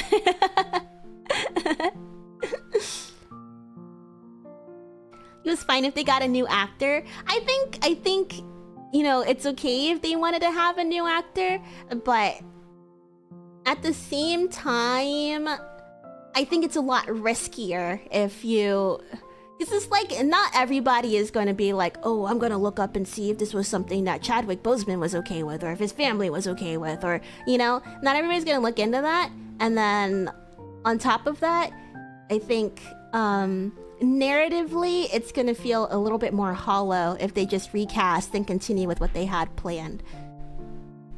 And then even if people were like, oh, he was okay with it, like, it's still gonna be like a little bit of a funny feeling knowing that the previous actor passed. I think it was a lot more riskier. It probably... The pros of doing a story where somebody who isn't ready to take up the mantle after an unexpected death has to do it. And then, I mean, I don't know if you guys have seen the second Black Panther, but like Shuri literally has nobody left in her family. I think they probably thought that was a better story to tell. Something that could resonate more with the audiences. And I think it even fits a little bit... I'm trying to kind of remember like what happened. Because she had to do Namor too. She had to do Namor, and like they also had like a similar... what is it? I don't know. They had a chance to connect on like some sort of similarities with like loss and stuff, and like the responsibility of having their... What is it? I don't know. I'm not sure what I'm trying to say. I don't remember the movie enough. Isn't it now Marvel Monsters' turn since Moon Knight? Maybe they'll revive Blade and all the dark creatures, Dracula, Werewolf. I heard that they wanted to do something like that, because at the end of the Eternals, they had that, I don't know what his name is, but I think they were like, oh, him and Moon Knight and Blade are supposed to be together. Some British dude with a sword. I don't read the comics, I just follow the movies. Some British dude with a sword. I haven't seen Werewolf by Night yet either. I keep waiting to have it for Halloween, but I end up being too busy around Halloween. I never down and watch it.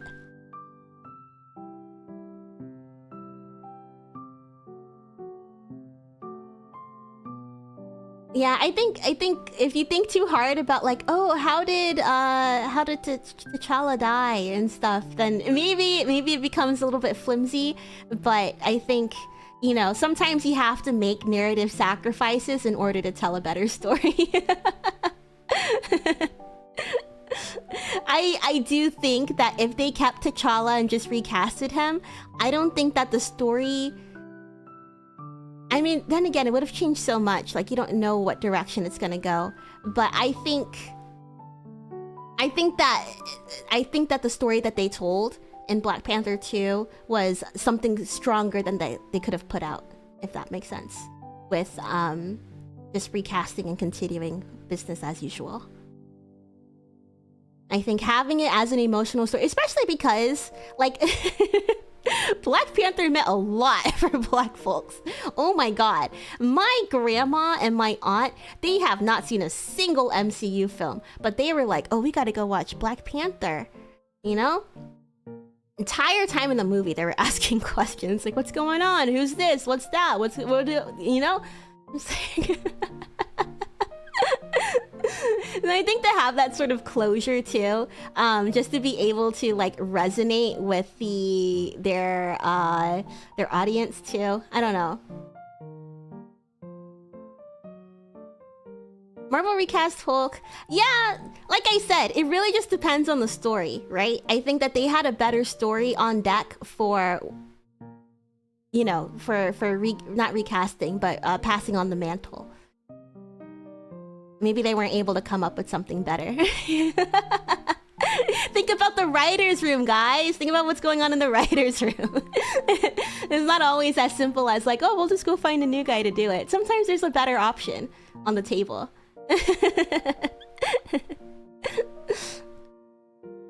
But yeah, T'Challa was a character in the main line. I think maybe that they were thinking about him and like Doctor Strange and like Shang-Chi sort of making up the new Avengers, but at the same, or not new Avengers, but you know, like the new core team or carrying the mantle.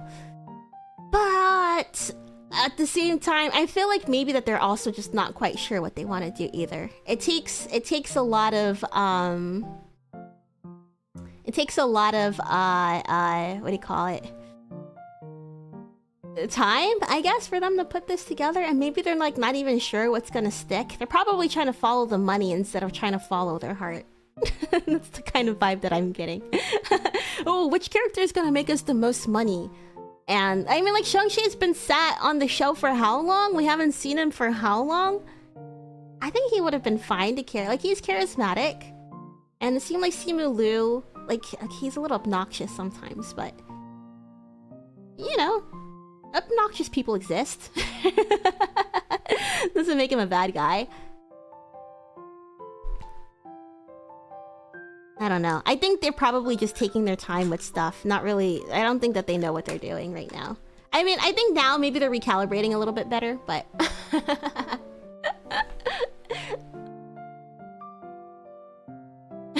Having both been dying was a good thing. What did Jeno say? It was inevitable. No. That's not what I'm trying to say. And the fan art on my whiteboard. These are memes. I make them myself. Just randomly when I needed something to post online.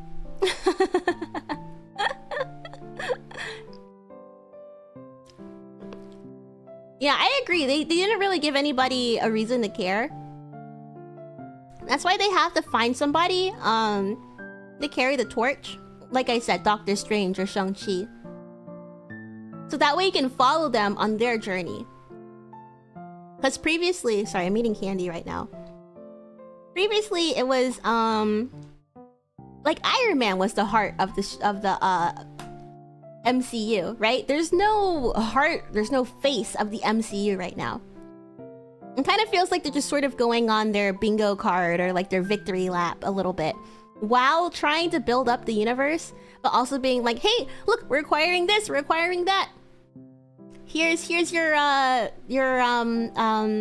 cameos and all that. And then whoever does... I think it's not true for everybody. But like, you know, Tom Holland could have been a new face, but at the same time, I think he just doesn't want to be known as Spider-Man. I think there's probably like a lot of behind the scenes inconsistencies. You know, you have actors who want to pursue other opportunities, but their character might be a good fit for carrying the mantle. You got people who signed on to do X, Y, and Z movie, but you know, they got a career. they got to do other shit, and maybe the schedules aren't lining up, and you know, they're pulling in big names for A, B, and C, and it's just, I don't know. It was bound to get messy. All I can do is just hope that it's gonna get good soon. I mean, I wouldn't say it's like bad right now, but it's just like, you know, mediocre. Especially coming off of that Endgame high. But at the same time, it's not like I wasn't like a huge fan of like Iron Man 2. I didn't like Iron Man 3 at all.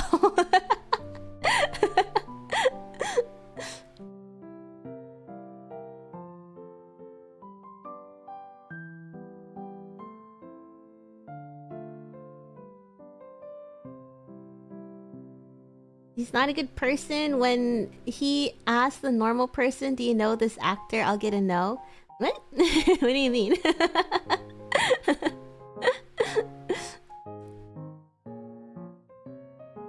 Just like the average person doesn't know who he is? Because I was thinking like it might be... I think it's good if they get like fresh faces.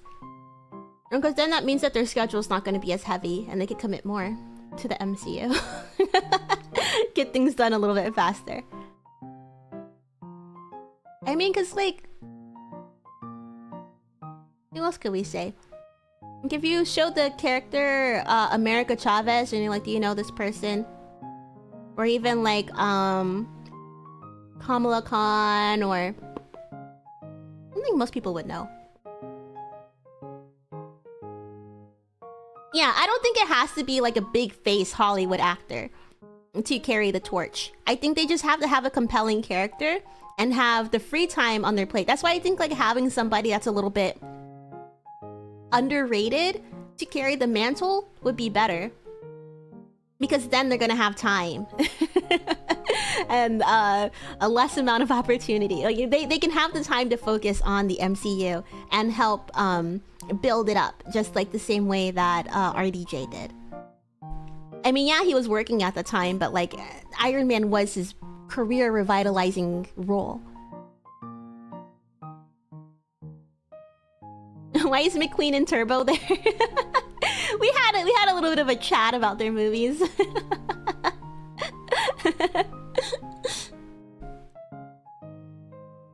You not like having the two greatest racers on Earth on the table? Life-size Lightning McQueen, by the way.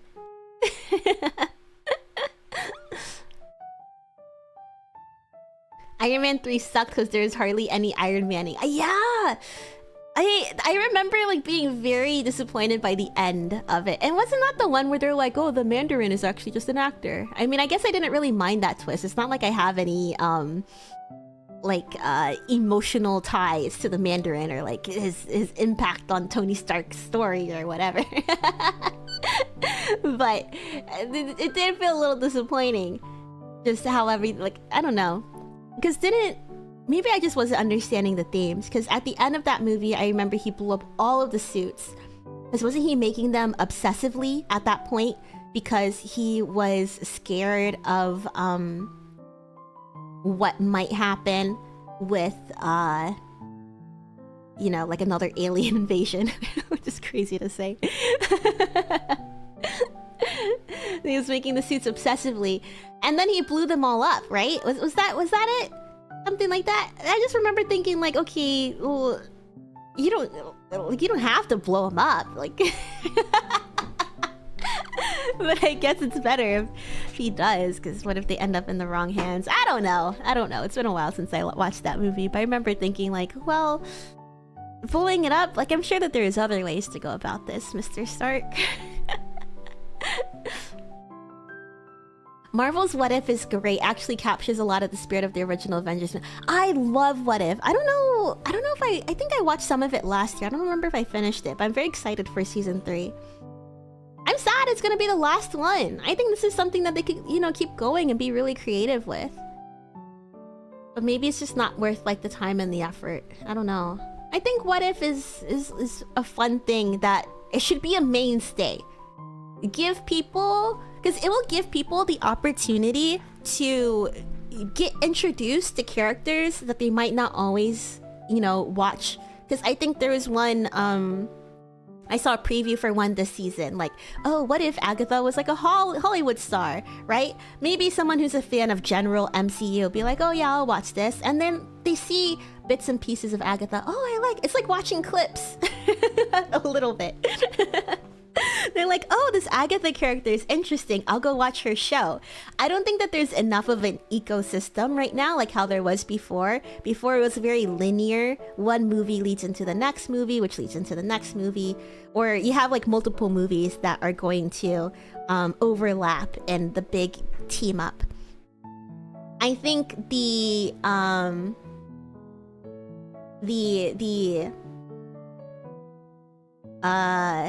sorry, I lost my train of thought again.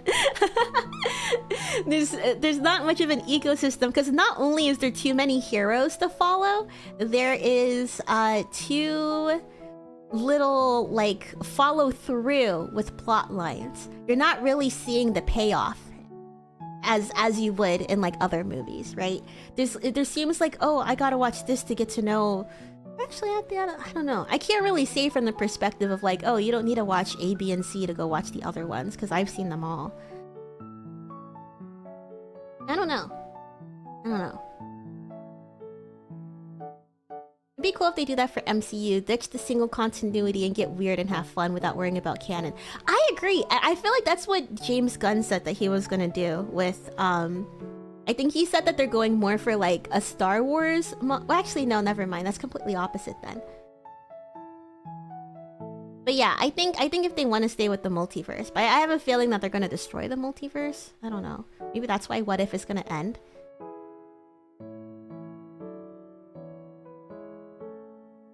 Maybe the problem is that they're bringing heroes nobody knows, so it's hard to care when they have no big actors in the role.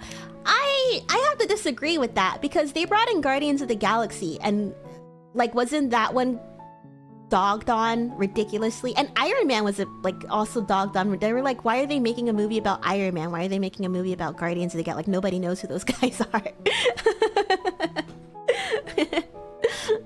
Because they sold off their best IP to Fox. They sold off their best IP to Sony. And they were just kind of left with like, okay, well, what can we make movies with? Okay, well, we got Iron Man. We're gonna get the previously disgraced Robert Downey Jr. to get in. RDJ was a big name, but I think a lot of people were expecting it to flop hard. I think Iron Man is like a... And then again, it could be a special case. He is a big name, but he was like completely out of work at that time, wasn't he?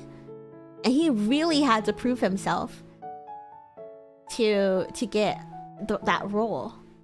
Like, he really had to embody Tony Stark. For Guardians, yeah, they got some pretty big names. But even then, it's not like Chris Pratt was like a movie star back then. He was some guy that they not pulled off of a sitcom, but a pretty popular sitcom, but you know what I mean. Nobody thought Chris Pratt could be a superhero, a leading man in a superhero film.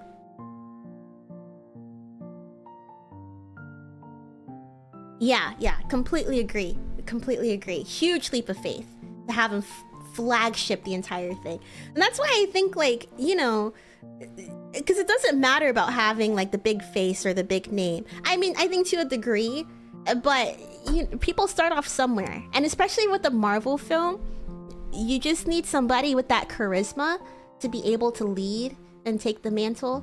Because wasn't even Chris Evans... He wasn't like in movies like that, was because he was in like what, Not Another Teen Movie. I mean, I guess he was like in Fantastic Four. That's a pretty decent movie. But I don't know what else he was really in.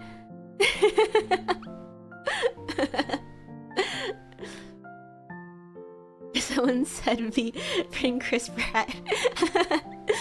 And it's not just him too. Like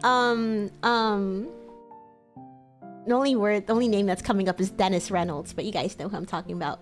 Glenn Howerton, who plays Dennis Reynolds in It's Always Sunny. He wasn't in any movies, but he was a top contender for being Star-Lord as well.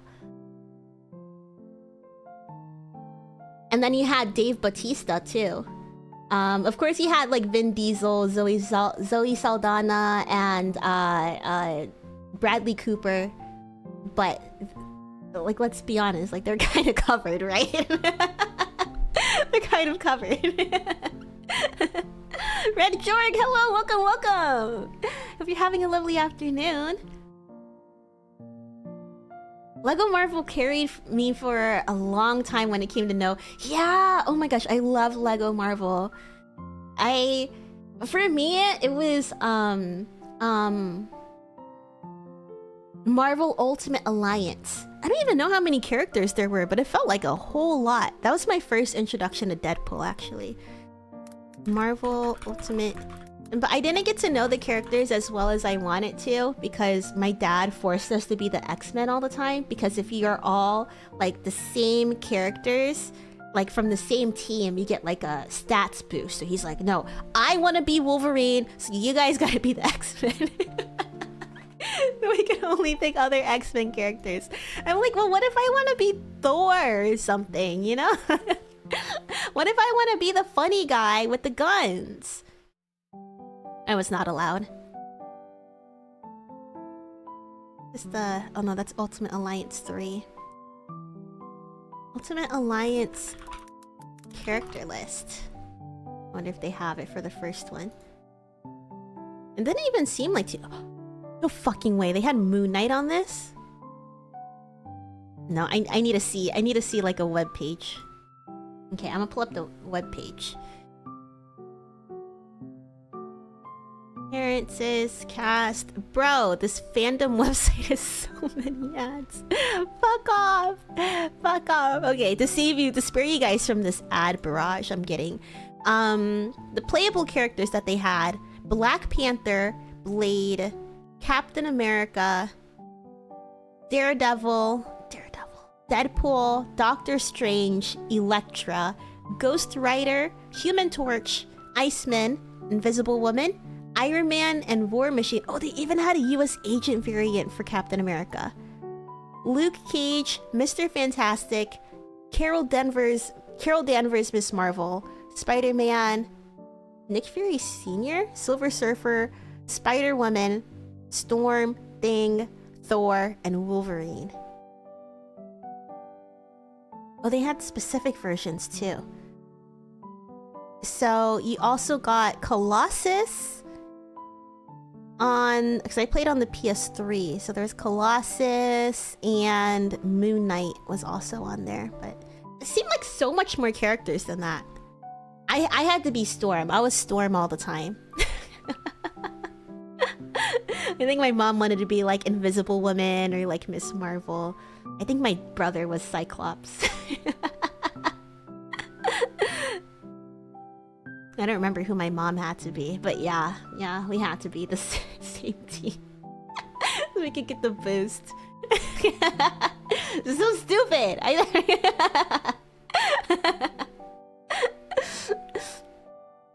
My uncle builds bikes and he has some made for Dave. Really? And they hang out? That's so cool. Every time I hear about him, like, you know, really wanting to pursue acting, it's just like, that's, you know, good for you. I'm glad that... I mean, it's just really cool to see one thing lead to another for somebody in their career. Especially for, like, older folks, I guess. Because I think I'm at that age where I'm leaving, you know... You're learning about the world. You're learning about adulthood. I'm at that age. And I think it's just really nice to see people wanting to try out new things and like build their skills in different areas. And yeah, really dedicate themselves to something new. I think it's really cool.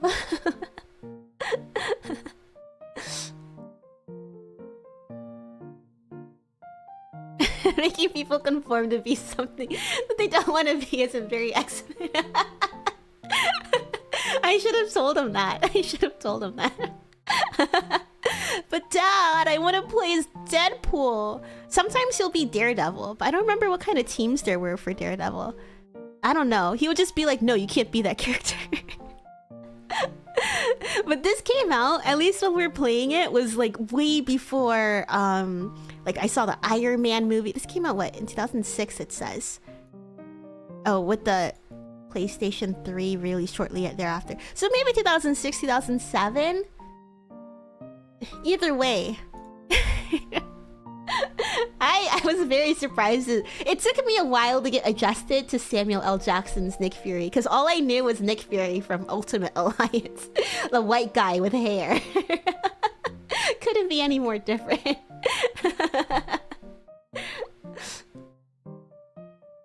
Vin Diesel's best gig ever was I'm Groot.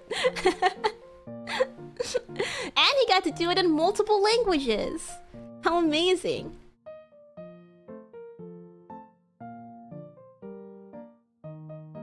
My hair looks good untied? You think so? Is it very flowy?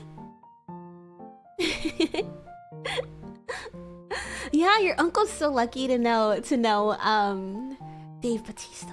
He seems like a really nice guy too. I really liked them in what was it? The Glass Onion? He was really fun in that. Do I know any I don't think my family knows any famous people. Not really. Not really. One of my... Well, I call him an uncle, but he's not really an uncle. I think he's more like my dad's cousin. Somebody in my family had kids really late, so it's kind of like jacked up in that area of the family tree. But my dad's cousin / my uncle, he is a personal trainer for a basketball player. Very famous basketball player. I mean, I don't know how the guy's doing right now, to be honest, but he was quite famous. Maybe still is. I don't know. I think I saw him in a commercial recently. He does like personal training for that guy, which is really cool because it's like you get to see, at least for me, I got to see him like I don't know what his career was before, but I remember he started a gym and his gym got like really popular, got really big, and yeah, he had a, I don't know, all of a sudden he's just like, yeah, I'm training this guy. Whoa. I'm like, wow, that's so cool. The guy even added my mom back on Facebook. I think he's like friends with like my grandma, aunts, now my mom. My mom was like, you should send him a friend request too. I did. That was like a month ago. I don't think it's gonna get accepted.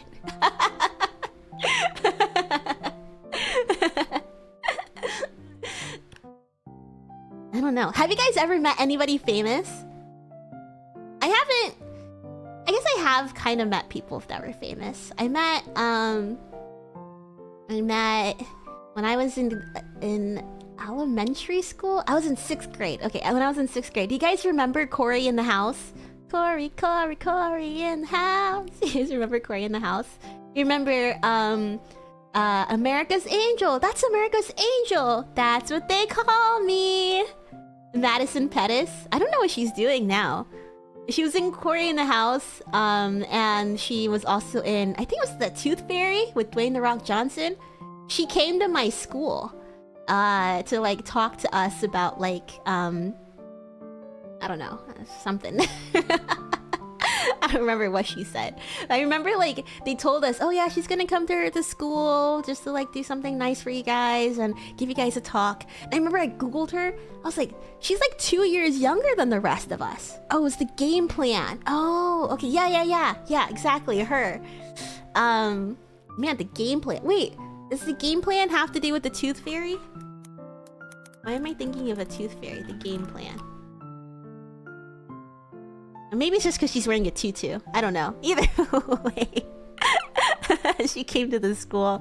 And I remember thinking like, oh, this is so weird because she's younger than us. You know? What kind of advice or like, what is she going to talk to us about? Because when you're in 6th grade, you don't want to hear something from a 4th grader. That's so different. But yeah, they were like, okay, so when she comes, who's gonna give her the lei? I was like, I don't even think I raised my hand. I don't know why they picked me, but I had to go up to her. I had to go up to her and give her the lei, the flower lei. And you know, you kind of have to get a little bit close. So you know, she bowed down a little bit. I put the lei over her, and she got the curly hair too. I just didn't want to be a bother. She smelled really good though. She smelled very clean.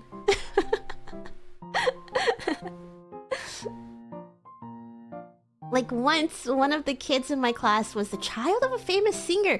What? That's so nice that he came and did a concert at the school. That's so nice. Who else did I meet? I probably met someone who's the most famous person that I've met ever. I want you guys to guess. How about you guys guess? I met a very famous rapper at the airport. I think it was like 10 years ago at this. No. 14 years ago at this point. It was in 2010. He made a record-breaking, I don't know, one of his most iconic albums. A hip-hop rap icon. Though the photo that I have with him is losing stock every single day. Anytime this man posts anything online, I'm just like, oh man, dude, like reel it in a little bit. I still want to brag to people that I've met you.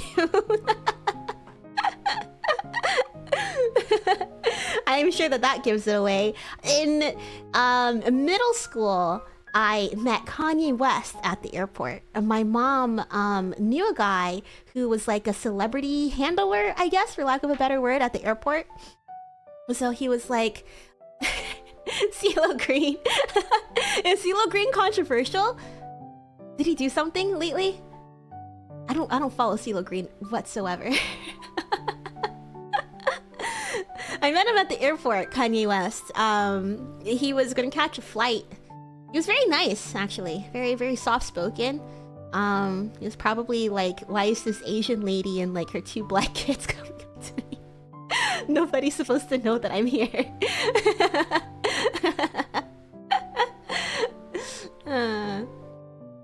Yeah, his stock is going down every single day, but at the time, even though like I knew it was a big deal.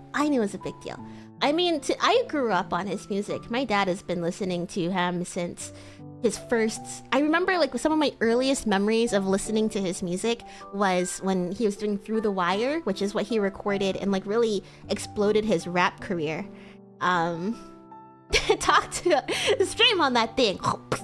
Ew. Ew.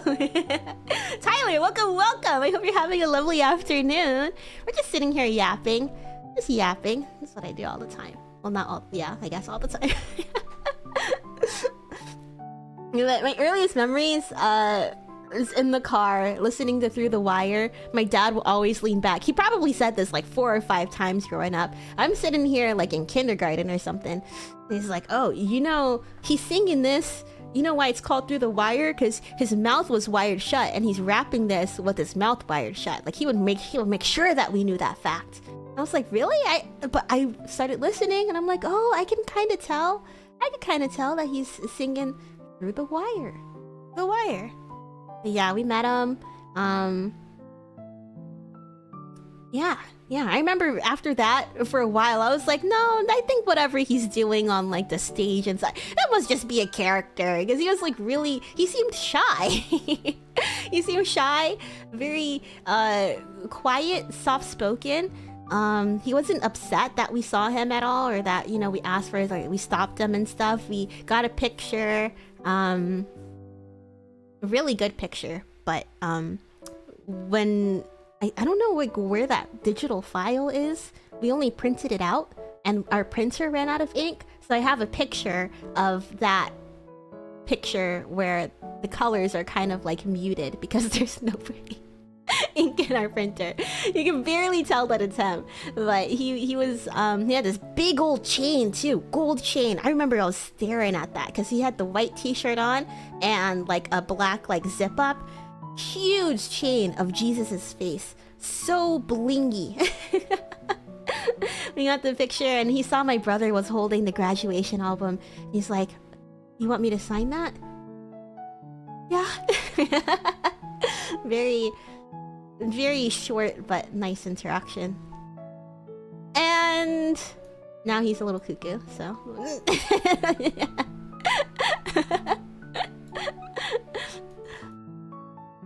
I really want to meet Keanu Reeves. Oh, I heard Keanu Reeves is really nice. I heard people saying like, oh, I've met such and such celebrity on the subway. I've literally never seen any celebrity like just walking around. I've seen them shoot a movie one time though. I saw Sebastian Stan and Julianne Moore. I didn't know that it was them after. To be honest, I barely know who Julianne Moore is. I'm sorry. But of course I know the Winter Soldier.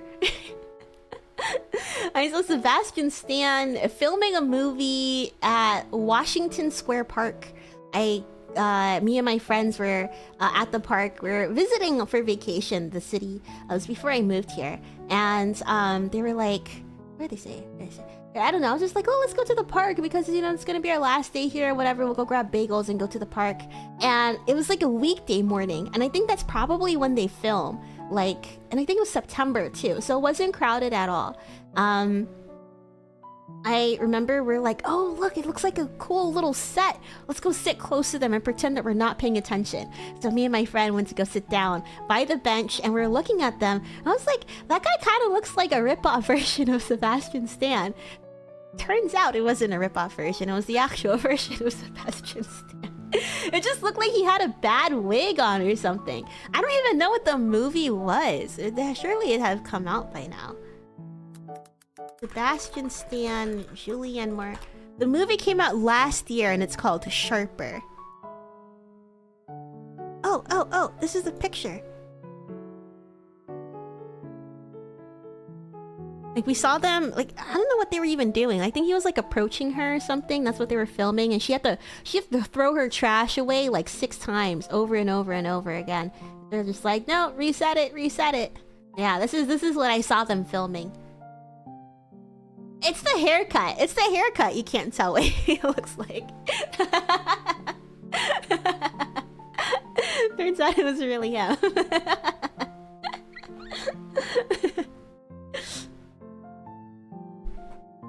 I'm good, how are you? I'm doing really great. I'm doing really great. I think... I should get my phone. My friend wanted to hang out today. My friend's in town. I have a lot of people visiting lately. My phone should be fully charged. Let's see what she said. I bought one bag of your gummy bears but forgot the others, so bring a bag. They know I love candy. I asked them for candy for Christmas, and I got so much candy and I ate it so fast. It probably lasted like a week and a half before all that candy was gone. So I'm gonna get more candy! Yay!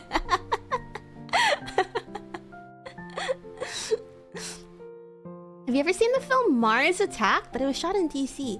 Really? Really? I haven't seen that film, but I think I know. Is it sort of like... I think I've seen like the poster of it before.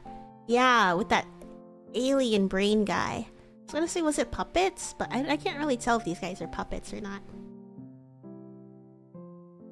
They stuck onto the set and stole some food. They thought the buildings fell down, but it was just part of the set.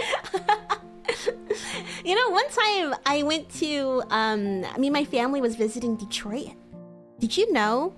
Was it Transformers 4? I think it was Transformers 4. They were filming that there. The whole part of China in Transformers 4 is not China. It's Detroit, Michigan. Believe it or not.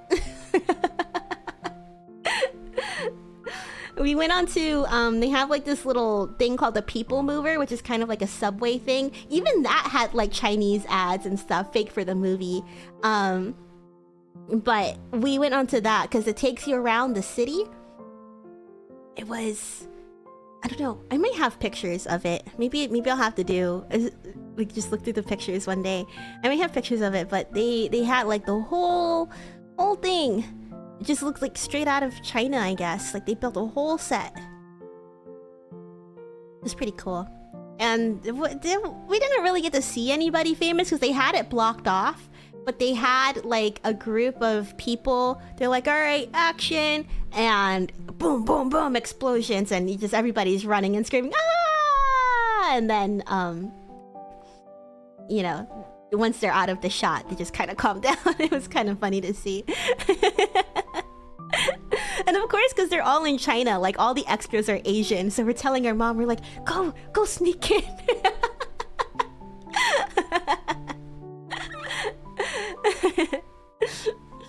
It probably would have worked. Maybe. But my mom's Okinawan, so I think it's more of like a South Asian-ish look. She said that she actually has a lot of people come up to her trying to speak Spanish to her, which I thought was strange. I was like, oh, never imagined that.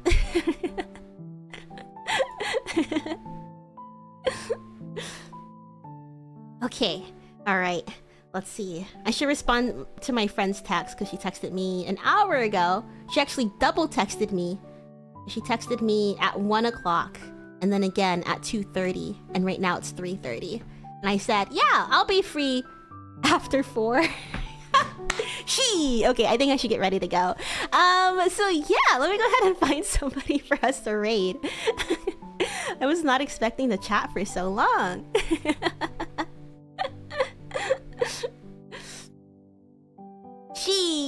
I feel kind of bad now. Probably like, man, Boomi, not responding to my texts again.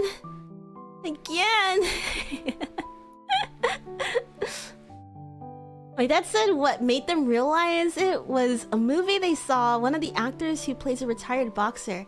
Oh, in the film. Oh. So they're like, they saw one of the actors and like, hey, I recognize that guy. And they realized it was a movie. So did they even know that they were sneaking onto a movie set? I think seeing how a movie is made is one of the absolute coolest things. Because it's sort of like, I don't know, like anybody can film stuff with like their phone, but like you have to think about like the editing and like all the stuff that they do, like the film, was it color grading and all that to hit the tone? I don't know, there's a lot of things that, and the music too, and like picking the right scene, the right, like, I don't know, the right take. I don't know, it's like, it's amazing how deep it gets. Because at least for me, I don't think about that stuff when I'm watching the movie. I'm just sitting there thinking about like, I don't know, trying to make jokes to myself or something. I don't know. I really don't know what I think about when I watch movies.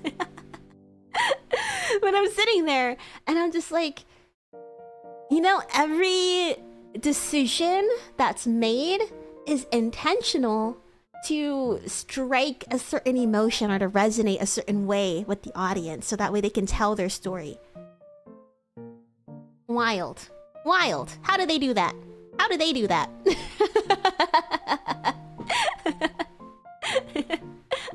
I would love to just like shadow, just like, yeah, just shadow a whole like movie making process. Like, don't give me any responsibility. Like, I'll stay out of the way. Just let me watch. Just let me see.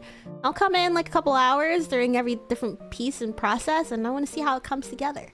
I'm really into that kind of stuff. Like, not even with just movies, but like, I think anything in general. Seeing how things come together, how they're made. That's just so amazing. The things that people do. It's a little miraculous in a way, in the way that I think about it.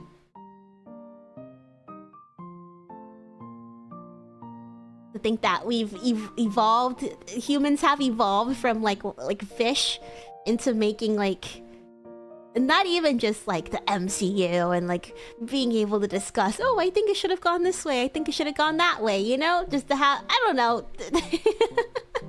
Humanity and life is such a spectrum. And I think every day that passes, I grow more and more in awe of everything around me. The people around me, the things that I see, the things that people make. This is really cool. This is really cool to be living. It's really fun. I'm having a good time. Even if I myself am not doing anything but consuming stuff, I don't know. That's cool with me. That's cool with me. Anyways. I believe so. And no, they thought that, oh, they thought the set was real. Ah, and then seeing him. Ah, I see. You know, when I saw Sebastian Stan on that set, I was like, oh, maybe it's like a... I said, maybe it's like a Lifetime movie network. Because it seems so cheap, like in person. I don't know, I was just really surprised by like how, not even just like small scale it is, but I don't know, just like all the stuff that they add after. It's like, wow, neat. Anyways, we're gonna go ahead and raid Mino Mieko. It's been a while since I last raided her. She's playing Infinity Nikki for the very first time. I heard that game was pretty fun. Isn't it like an open world fashion game? I hope that brings more creativity back to the fashion genre. I used to love dress-up games as a kid. Anyways, we're gonna go ahead and raid Mie, who's been... hopefully she's still gonna be playing for a little bit longer because she started at 1. Anyways, I'm gonna go ahead and get ready and text my friend back and go hang out. They want to go see some Christmas lights and stuff. Oh, enjoy the rest of your day. This was fun. Yes, you guys enjoy the rest of your day too. You're right. We are not gonna see each other until after Christmas. So yeah, let me go ahead and announce a couple of things before I forget. Starting tomorrow, I'm gonna go home for the week. I'm gonna go back to Osiris to go hang out with my family. So I'm gonna be gone from Sunday the 22nd through Sunday the 29th. But no worries, we're gonna have Boomer Summit when I come back on Monday the 30th. If you don't know what Boomer Report is what I meant. Our Boomer Reports are when it's been a while since we last did this. We have... did I do the right command? Boomer report. Oh, there it is. Basically, I have this little worksheet that you can fill out. Let me go ahead and pull it up, actually. So you can tell your fellow boomers, what have you been doing? I think it's been a while since we last did it. I'll admit, I got a little bit, it was a lot of fun, but I wanted to add a little bit of extra spice to how we do our reports. So I thought, why not do a little bit of an end of the year report? So for the entire year, what's something that you want to tell your fellow boomers? What did you read? What did you eat? What did you play? What are you obsessed with? What are you recommending? And what are you treating yourself to? This is the Boomer Report. You can submit it at the link that has just been sent by Nightbot. We also have versions where you can do a voicemail or even just a written submission. So you have a lot of variety of stuff that you can do, or even just stuff that you want to share. It doesn't necessarily have to be 100% with the report, but if you have like anything that you want to share about the holiday season, the New Year's, or anything, I want to hear it. I want to hear it for our last stream of 2025. But yeah, we're not going to see each other until Monday, December 30th. Let's say 8 p.m. Eastern, yeah? Really have to give it to those who made your model, Chef's Kiss. Oh, you really like it? You really like it? I have the credits in the description below. My mama is Hopepe-san. Hopepe is a very amazing artist. I have some siblings, but I think all my siblings are JP. But yeah, totally recommend. Here, let me see. I got their link. And my papa is Harulily.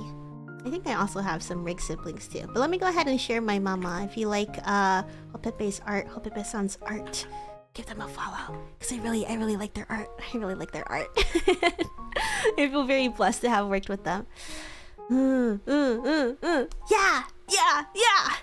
Okay, alright. Merry Christmas to you and your friends and family. Yeah! Merry Christmas and happy holidays to all you guys. I hope that you guys have some really awesome presents to open. Or if you are more of a gift giver, I hope that, you know, the people that you give your gifts to are so excited to see what you got them. I've been really bad. I'm really last minute with gift shopping, so maybe I gotta go pick up a couple of extra stuff soon. Shit. Anyways, if you've been sitting down for as long as I have, make sure you give your body a nice big stretch. Don't forget to stay hydrated. It's important to drink your water. And last but not least, treat yourself to something nice. Yeah, the holiday seasons are upon us. The end of the year is near. Maybe something nice could be taking a nice little break, taking it easy as the year wraps up and spending time with your loved ones. Or it could be spending time in solitude, recharging yourself. Or it could be, I don't know, anything you want. Treat yourself to anything you want. And it's the end of the year after all. I'll miss you, Boomi. Take care and hope you and have your family have a... Thank you! I'm so sorry that there's gonna be another break, but... You know, I don't visit my family back home a lot, so they're just like, oh, you're only gonna stay for the weekend, you should stay longer, so... Yeah, Thanksgiving and Christmas. It's probably Boomi MIA time, but it's okay. It's okay. Same with you all the other times of the year. I hope you guys also have a nice holidays with your loved ones, or alone, if that's what you prefer. Yeah, we'll pass the raid on to me. I hope you guys enjoy, and I'll see you the last hour. Sorry, not literally the last hour of the year, but you know what I mean. I'll see you soon.